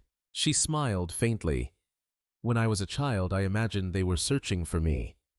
And now I think life is more complicated." Adebayo listened silently. "If they abandoned me on purpose—" She looked toward the street. "I would still want to understand. And if they never meant to lose you—" Her eyes softened. "Then I'd want them to know I never stopped hoping." Those words pierced his heart. She had no idea how deeply. Just then, Kunle approached from the car. "Sir." He stopped respectfully when he saw Tayo. "Good morning." She smiled politely. "Good morning." Kunle handed Adebayo his ringing phone. "It's the laboratory." Everything around them suddenly seemed to slow. Adebayo stared at the screen. His hands felt strangely heavy. "This is the call." Kunle nodded. "I'll wait." Adebayo looked toward Tayo. "I need to answer." "Of course." He walked several steps away before pressing the phone to his ear. "Chief Unknowingly speaking." The laboratory director greeted him. "Good morning, sir." "Do you have the results?" "Yes." A long silence followed. "The comparison has been completed." Adebayo closed his eyes. "And I'm afraid—" The director paused briefly. "The report cannot be finalized." His heart sank. "What happened?" "We encountered an unexpected inconsistency." Adebayo frowned. "What kind?" "The preserved blood sample appears to have been contaminated years ago." Silence. "It cannot legally support a conclusive DNA determination." The hope that had carried him for days seemed to disappear instantly. "So, the sample is unusable." He lowered the phone slowly. Kunle watched his expression. "What happened?" Adebayo spoke quietly. "The evidence is gone." Across the street, Tayo saw the disappointment on his face. She didn't know why, but for reasons she couldn't explain, she suddenly felt an overwhelming desire to pray for the man who had once sent her away. Neither of them realized that while one path toward the truth had just collapsed, another far more powerful piece of evidence was already waiting to be discovered. Chief Adebayo remained seated inside the parked car for nearly 20 minutes. The phone call from the laboratory echoed endlessly inside his mind. The blood sample had been contaminated. The one piece of scientific evidence that might have answered every question had become useless. Kunle quietly waited beside him without speaking. Finally, Adebayo looked out through the windshield toward Mama Bose's bakery. Through the glass window, he could see Tayo smiling as she handed fresh bread to an elderly customer. Even after everything she had endured, she still smiled. He whispered almost to himself, "I was so close." Kunle nodded gently. "You were." "I truly believed today would end 25 years of uncertainty." "It still might." Adebayo looked at him. "The DNA evidence is gone." "One path is gone," Kunle answered calmly. "Not the truth." Those words stayed with Adebayo during the drive back to his office. The truth. It still existed somewhere. It had simply not revealed itself yet. He refused to stop searching. Meanwhile, Tayo continued working without realizing how close she had come to learning the truth about her own life. Around lunchtime, a delivery truck arrived carrying flour and baking supplies. One of the younger workers called in sick, leaving only Tayo and Mama Bose to unload dozens of heavy sacks. Before they could begin, a familiar voice came from outside. "Need some help?" Both women turned. It was Mr. Femi. The long-time butler from Unknowingly mansion stood beside the truck wearing simple weekend clothes instead of his usual formal uniform. Tayo smiled with genuine surprise. "Mr. Femi, I was passing nearby." He laughed. "Well, perhaps not exactly passing." She smiled knowingly. "You came to check on me." "I did." Mama Bose welcomed him warmly. "Then you're just in time." Together, the three of them carried every sack into the bakery. Although Mr. Femi was no longer young, he refused to let Tayo lift the heaviest bags alone. When the work was finished, Mama Bose prepared tea for everyone. As they sat together, Mr. Femi looked at Tayo carefully. "You've lost weight." She laughed softly. "The bakery keeps me busy." "Are you happy?" She considered the question. "I miss some people." "The mansion?" She shook her head. "The people." He understood immediately. "Mama Sade asks about you every day." Tayo smiled. "I miss her too." "And?" He hesitated. "Chief Adebayo has reopened the investigation." Her expression changed. "He has..." Mr. Femi nodded. "He believes something wasn't right." Tayo looked down at her cup. "I appreciate that. You aren't excited." "I don't know." "Why?" "If the truth clears my name." She smiled sadly. "I'm grateful. But I've already started building a new life." Mr. Femi admired her answer. She wasn't hoping for revenge, nor was she dreaming about returning to luxury. She simply wanted the truth.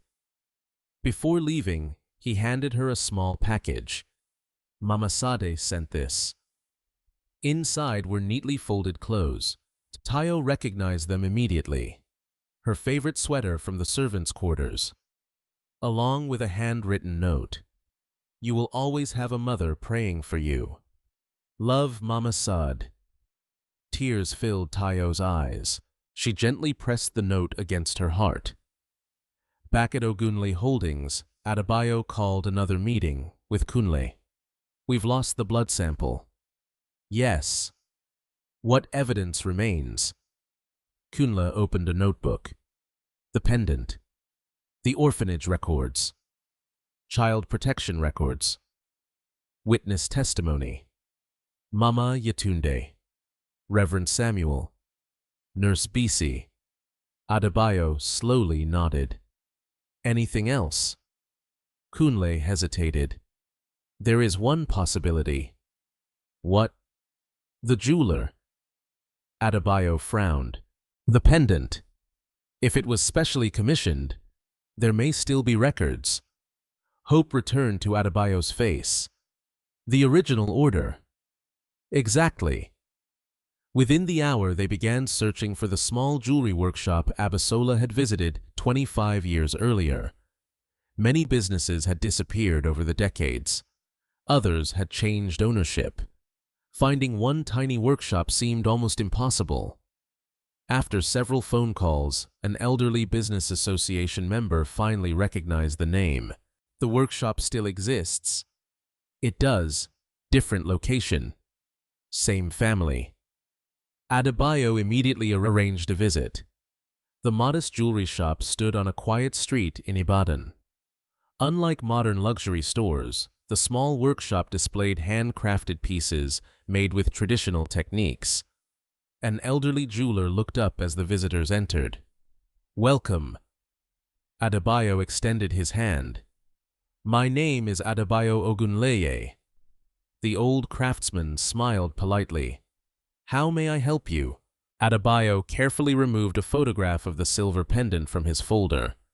I need information about this necklace. The jeweler adjusted his glasses. For several long moments he studied the picture. Then something remarkable happened.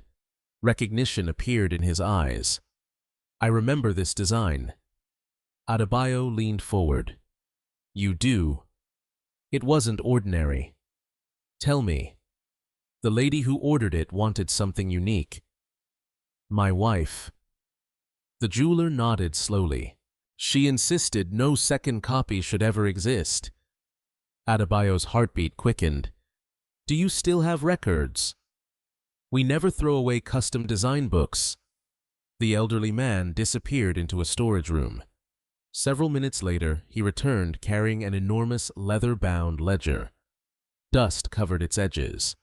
He carefully turned page after page, years, names, sketches. Finally, he stopped. There. A delicate, hand-drawn sketch of the pendant filled one page. Beside it appeared a handwritten note. Commissioned by Mrs. Abisola Ogunleye.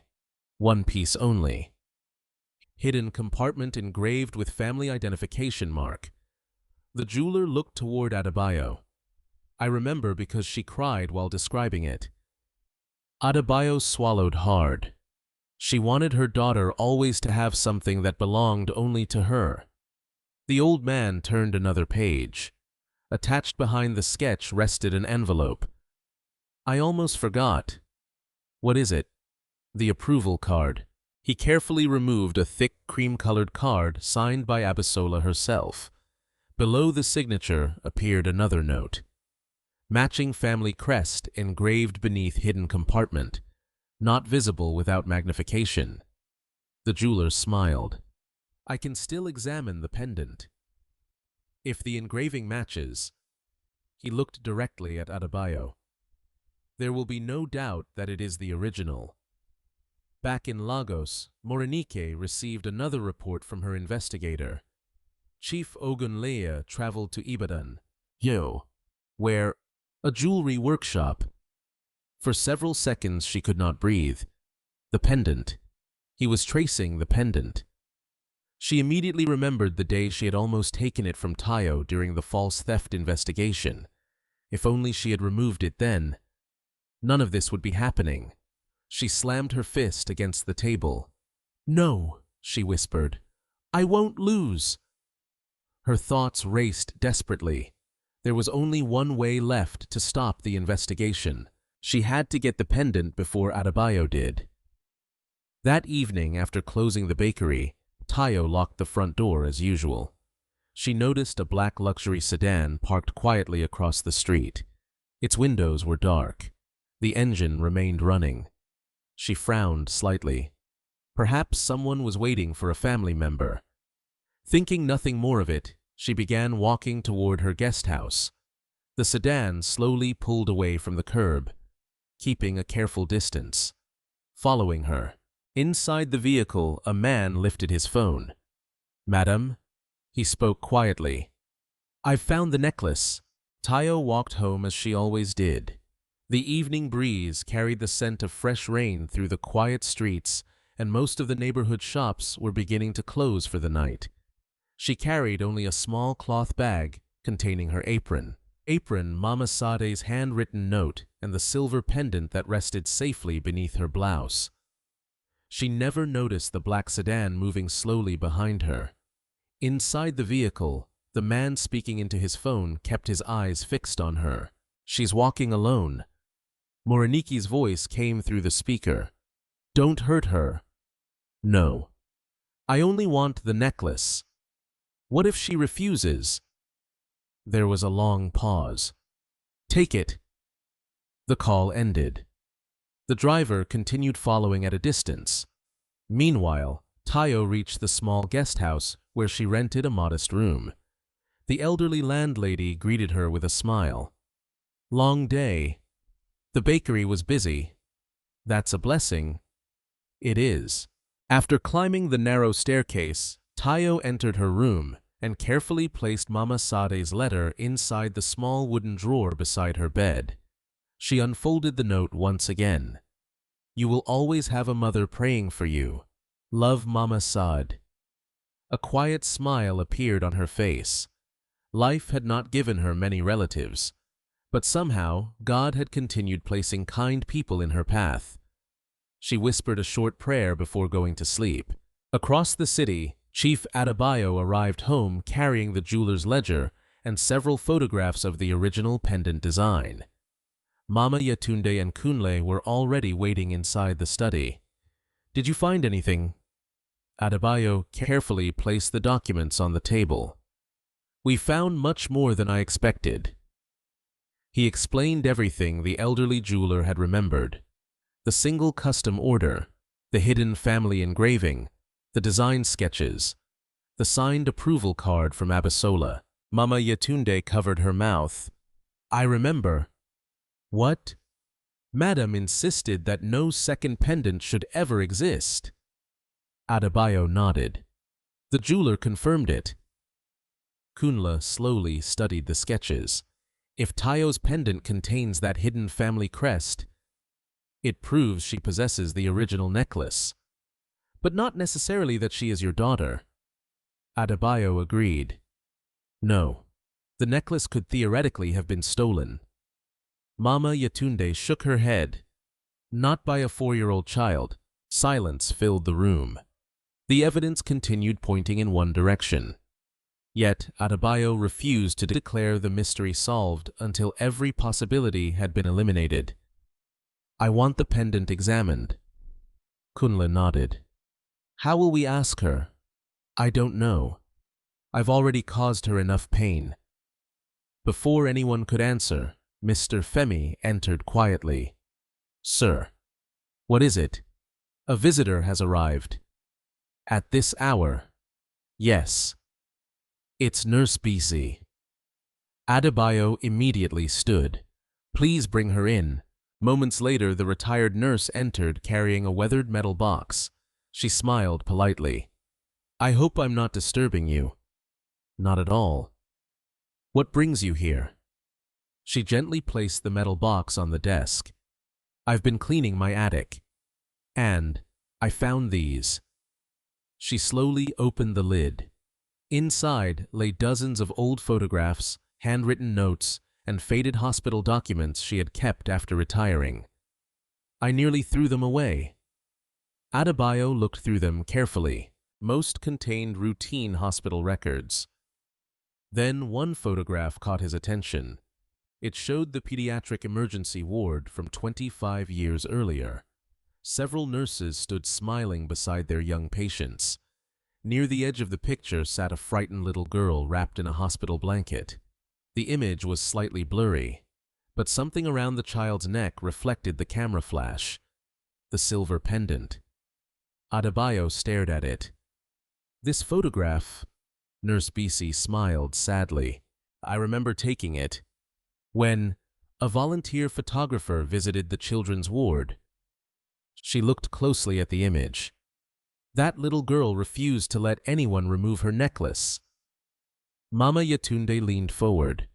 My goodness. The retired nurse continued. I also remembered something else. What? She wasn't completely silent. You mean she spoke only a few words? What did she say? Nurse BC closed her eyes, searching her memory. It was something she repeated over and over. The room became perfectly still. Finally, she whispered, My daddy will find me. No one spoke. Tears slowly gathered in Adebayo's eyes. My daddy. Nurse BC nodded. Those were her exact words. My daddy will find me. Mama Yetunde quietly began crying. She never stopped believing. Adebayo gently held the photograph. His hands trembled. For 25 years he had blamed himself for failing to protect his daughter. All that time, his little girl had believed he was still looking for her. At the same moment, another plan was unfolding elsewhere. The investigator hired by Mariniki had spent the entire day watching Tayo's routine. He now knew exactly when she left the bakery, where she lived, which streets she walked. He met Morinike inside her private apartment that evening. I can get close enough. What about witnesses? The street becomes quiet after dark. Morinike paced across the room. I don't want violence. I understand. I only need the pendant. If the necklace disappears, she smiled coldly. The investigation loses its strongest piece of evidence. The investigator hesitated. And the girl? Leave her alive. I don't care about her. I care about the necklace. The following afternoon, Tayo finished work slightly later than usual because a large catering order had kept everyone busy. Mama Bose noticed how exhausted she looked. Go home. I'll finish cleaning. I'll do it. You've already worked enough. Tayo smiled gratefully. Thank you. She stepped outside, carrying a small paper bag filled with leftover bread. As she turned onto a narrow side street, she heard hurried footsteps behind her. Before she could react, a man stepped directly into her path. I'm sorry. I think you've dropped something. Confused, Tayo looked down instinctively. At that exact moment, another figure approached quietly from behind.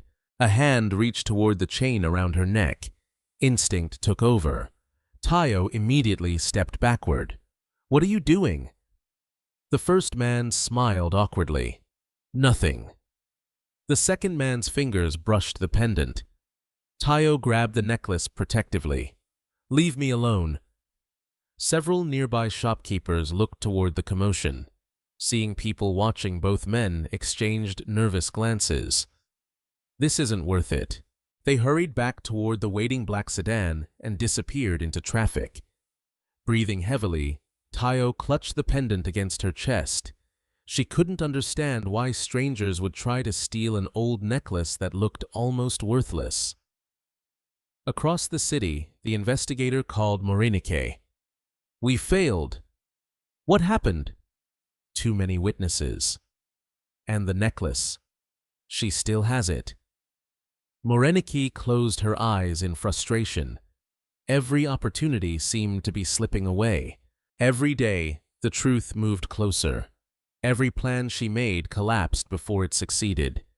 She whispered to herself, if I can't steal the pendant. Her voice hardened. Then I'll have to destroy the person wearing it. Far away, completely unaware of the danger now surrounding her, Tayo entered her room and carefully locked the door. She touched the pendant gently. For reasons she couldn't explain, she suddenly felt as though her unknown parents were somehow closer than they had ever been before. She had no idea that at that very moment, Chief Adebayo was looking at a 25-year-old photograph of a frightened little girl wearing the exact same necklace. And for the first time in decades, he no longer believed that hope was merely a dream. He believed it was waiting just one final step away. Morning sunlight streamed through the tall windows of Unknowingly mansion, but for the first time in many years, Chief Adebayo barely noticed the beauty surrounding him. His attention remained fixed on the faded photograph Nurse Bisi had brought the previous evening. A frightened little girl, a hospital blanket, a tiny silver pendant resting against her chest. He had studied the picture countless times during the night. Every detail strengthened the hope he had tried so hard to control. Mama Yatunde entered quietly, carrying breakfast. You haven't eaten. I'm not hungry. You've said that 3 times since yesterday. Adebayo smiled weakly. I'll eat later. She placed the tray on his desk anyway. You'll need your strength. He looked up. Today may change everything. She nodded. It may. Kunla arrived a few minutes later with fresh information. I've spoken to the jeweler again. And he has agreed to examine the pendant personally. Whenever Tayo is willing. Adebayo slowly stood. Then I need to speak with her. Kunle hesitated. Sir, what is it? We should be careful. I know.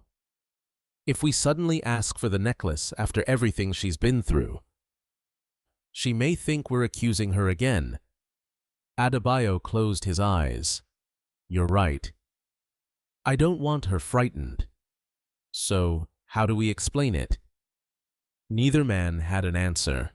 Across Lagos, Tayo unlocked the bakery before sunrise, as she always did. She had barely slept. The attempted theft from the previous evening kept replaying in her mind. Why would two strangers try to steal an old pendant that looked almost worthless? She absent-mindedly touched the necklace beneath her blouse. Mama Bose noticed immediately. You seem worried. I think someone tried to rob me yesterday. The older woman looked alarmed. Did they hurt you?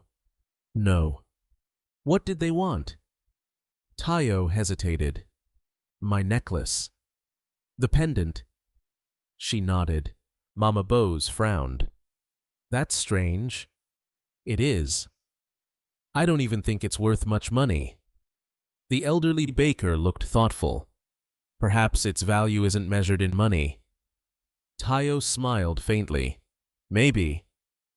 Before either woman could continue the conversation, the bakery door opened. Mr. Femi stepped inside. His expression was unusually serious. Good morning, Mr. Femi. Tayo smiled warmly. What brings you here so early? I need to speak with you. Is everything all right? He looked around at the customers. Perhaps somewhere private. Mama Bose immediately led them into their small office behind the kitchen. Once the door closed, Mr. Femi spoke gently. Chief Adebayo would like to see you. Tayo looked surprised. Me? Yes. Why, he wants to apologize properly. She remained silent. And Mr. Femi chose his words carefully. He wishes to ask you about your pendant. Instinctively, Tayo touched the necklace. My pendant? Yes. What about it? I'm not entirely sure.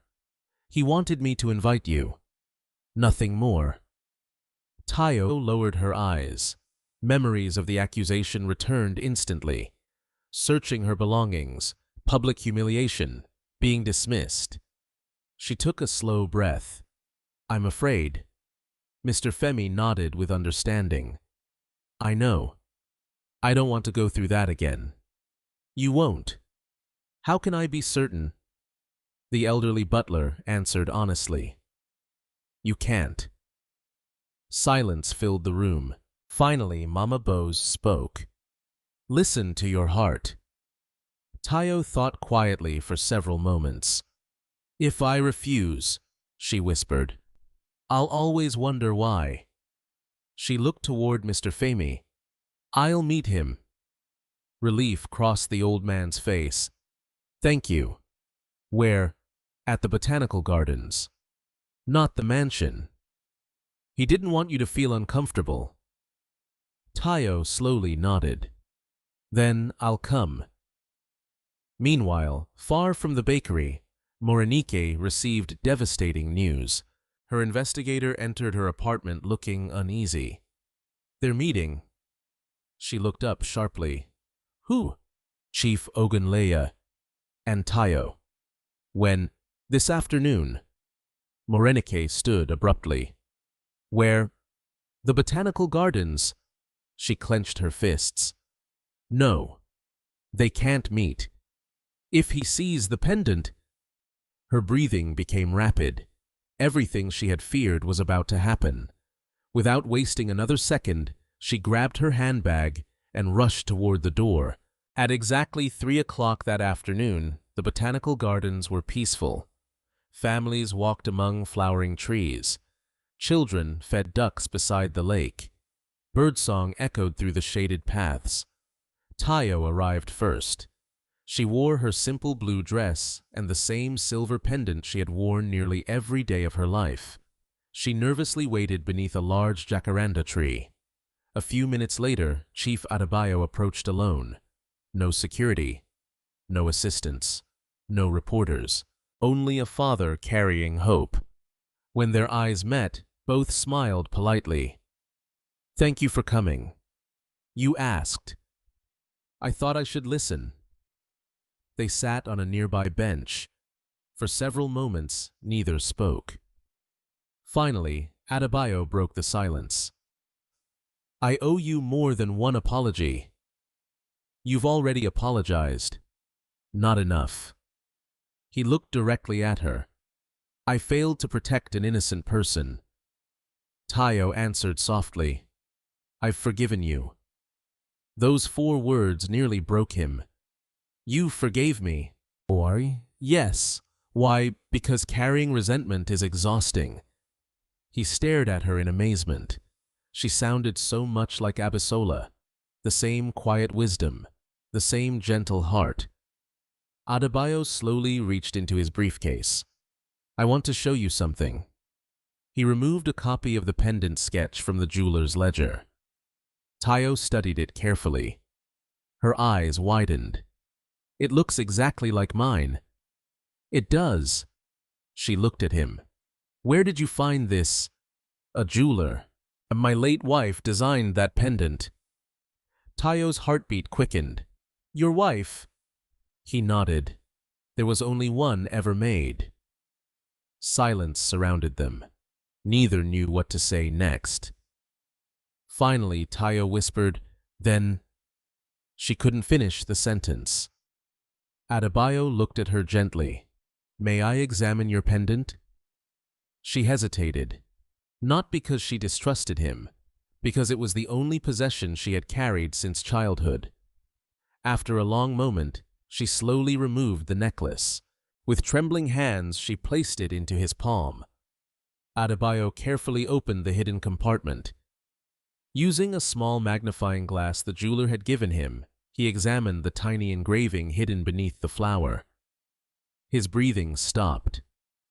There, almost invisible to the naked eye, the Ogunlie family crest, exactly where the jeweler said it would be. His hands began shaking. Tears filled his eyes. He looked at Tayo. She looked back, confused by his overwhelming emotion. Before he could speak, a loud voice shattered the peaceful afternoon. "She's lying." Both turned instantly. Moriniki was walking rapidly toward them. Her face burned with panic and fury. Several visitors stopped to watch. Pointing directly at Tayo, Moriniki shouted loudly enough for everyone nearby to hear. "That woman stole the necklace years ago!" The peaceful meeting dissolved into stunned silence. Every eye turned toward Tayo. Every heartbeat seemed to stop. And standing between the woman he had trusted for years and the young woman who might be his daughter, Chief Adebayo finally realized that one of them was about to lose everything. The peaceful afternoon at the botanical gardens vanished beneath a wave of shocked whispers. Families stopped walking. Children looked toward the growing crowd.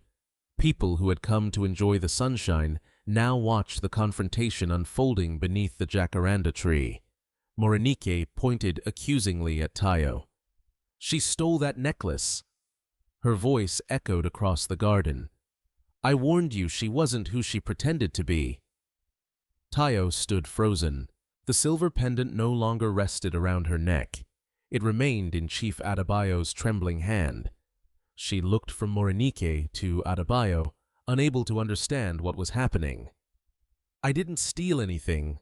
Moriniki laughed mockingly. "Really? Then explain why you're carrying a wealthy family's priceless heirloom." "I've owned it since I was a child." Convenient story. Several bystanders exchanged uncertain glances. Chief Adebayo slowly rose to his feet. His face remained calm, but his eyes had changed. For years he had ignored small inconsistencies whenever Moriniki spoke. Today he noticed every one of them. "You seem unusually certain." Moriniki immediately answered, "Because she's lying." "How do you know?" "I just do." "No." His voice remained quiet. "That's not an answer." For the first time, Moriniki hesitated. You claimed she stole this necklace years ago. Yes. When? She blinked. What? When exactly? I don't remember. Year. You said years ago. Approximately when? The crowd became silent. Morinike searched desperately for an answer. It doesn't matter. It matters. Chief Adebayo carefully opened the pendant once more. Everyone watched as he held it beneath the magnifying glass. Then he turned the necklace toward Morinike. Have you ever looked inside? No. Then how do you know what it is? She remained speechless. He slowly addressed everyone nearby. This pendant was custom made. There has only ever been one.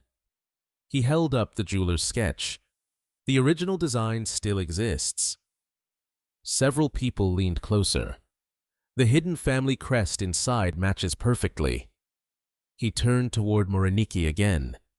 If Tayo stole this necklace, his voice hardened slightly, tell everyone who she stole it from. Morinike could not answer, because the only truthful answer would destroy her. A heavy silence followed. Then another familiar voice interrupted. She didn't steal it. Everyone turned. The elderly jeweler stepped forward, accompanied by Kunle and Mama Yetunde. Kunle had anticipated possible trouble and had quietly asked them to come. The old craftsman bowed respectfully. I made that pendant. He looked directly at the crowd. I engraved the family crest myself. Then he turned toward Tayo. The wear marks, the repaired clasp, the tiny scratch near the hinge. He smiled gently. They are exactly the same. There is no copy, no duplicate, no second necklace. Only the original. Morinike's confidence began crumbling. Still, she refused to surrender. That proves nothing. It proves the necklace is genuine. It doesn't prove who she is. Mama Yetunde slowly stepped forward. Her voice trembled with emotion. I cared for Chief Adebayo's daughter every day. I placed that pendant around her neck myself. She looked into Tayo's eyes. I recognized it immediately. Nurse Bisi then approached from behind the gathering crowd. She had brought the old hospital photograph. Holding it carefully, she showed it to everyone. This picture was taken 25 years ago. It shows an unidentified little girl. The same pendant hangs around her neck. People studied the faded image. Then they looked toward Tayo. The resemblance between the frightened little girl and the young woman standing before them was unmistakable. Chief Adebayo's breathing grew heavier. He slowly unfolded the letter Tayo had written at 12 years old. I found this at Hope Haven Children's Home. He looked toward Tayo. You wrote it? She nodded. I did. He read aloud. Dear Mama and Papa, I don't know if you're alive. I hope you'll be proud of me. His voice broke. He could not continue. Tears rolled silently down his face. For 25 years he had imagined countless reunions. None resembled this. He looked directly into Tayo's eyes. My daughter. The words escaped almost as a whisper. I've been looking for you. Tayo stood completely still. Her heart pounded so loudly she barely heard the crowd around her. She struggled to breathe. My father, he slowly nodded. I never abandoned you. I searched. I failed. But I never stopped. Tears streamed down Tayo's face. I thought... She could barely speak. I thought no one wanted me. Before another word could be spoken, Adebayo gently embraced her. Father and daughter held each other tightly beneath the flowering tree. Around them, complete strangers quietly wiped tears from their own eyes. Even those who knew nothing about the past understood they were witnessing something extraordinary. After several moments, Adebayo looked toward Morinike. His expression had become calm once more, but it carried unmistakable disappointment. "I trusted you." She tried to defend herself. "I only wanted to protect you." "From what?" "From being deceived." He shook his head. "The only deception came from you." Her voice became desperate. "I love you." "If you loved me," he answered quietly, "you would never have destroyed an innocent woman's life." She took a step toward him. "Please." "No," he interrupted gently. "You accused an honest young woman. You pressured me into dismissing her. You tried to hide the truth, and even today," he looked at the pendant, "you tried to steal the only thing connecting my daughter to her past." Morenike's shoulders collapsed. She finally understood. There was nothing left to say. Without another word, she slowly turned and walked away from the garden alone. No one stopped her. Several weeks later, Unknowingly mansion looked very different. Laughter once again filled the halls. Mama Sade cried openly as she welcomed Tayo home. Mr. Femi smiled more than anyone had seen in years. Mama Yetunde proudly watched the family she thought had been lost forever finally become whole again. One evening, Adebayo invited every employee to the mansion. Standing before them, he addressed the entire household. "I owe all of you an apology." His eyes rested briefly on Tayo. "I allowed appearances to influence my judgment. I failed to seek the complete truth before making a decision. That mistake nearly cost me my greatest blessing." He turned toward his daughter. "Tayo has accepted my apology. I hope one day the rest of you will forgive my failure as well." The staff applauded warmly. Later that night, father and daughter stood together on the mansion balcony overlooking the lights of Lagos. "I missed 25 years, Adebayo said quietly. "I can't give them back."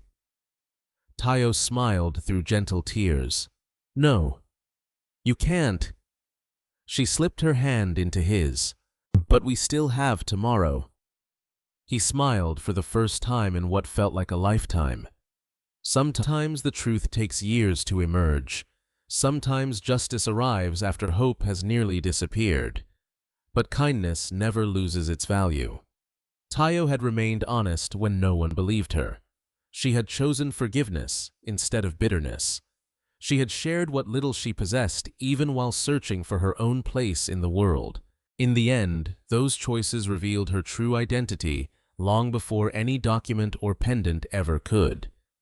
The greatest inheritance she received was not wealth.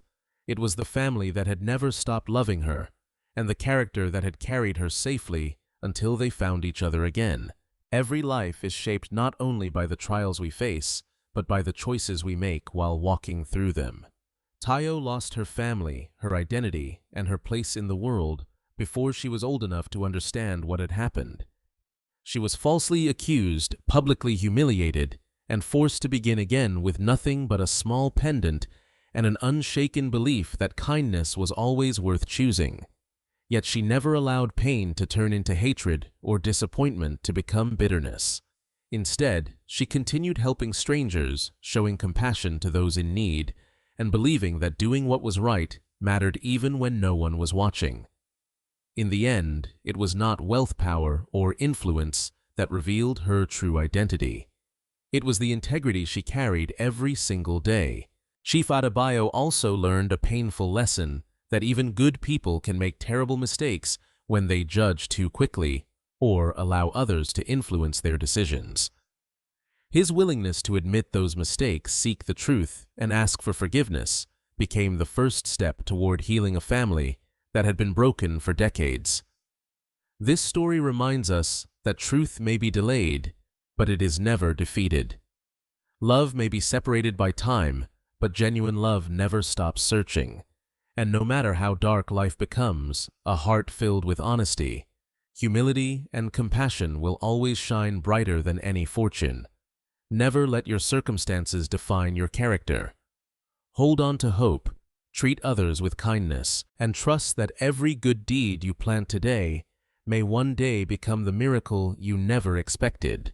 If this story touched your heart, we'd love to hear your thoughts. What lesson stayed with you the most, and which moment moved you the deepest? Share your thoughts in the comments below. If you enjoy heartfelt stories about hope, family, justice, and second chances, please subscribe to the channel and turn on notifications so you never miss our next inspiring story. Thank you for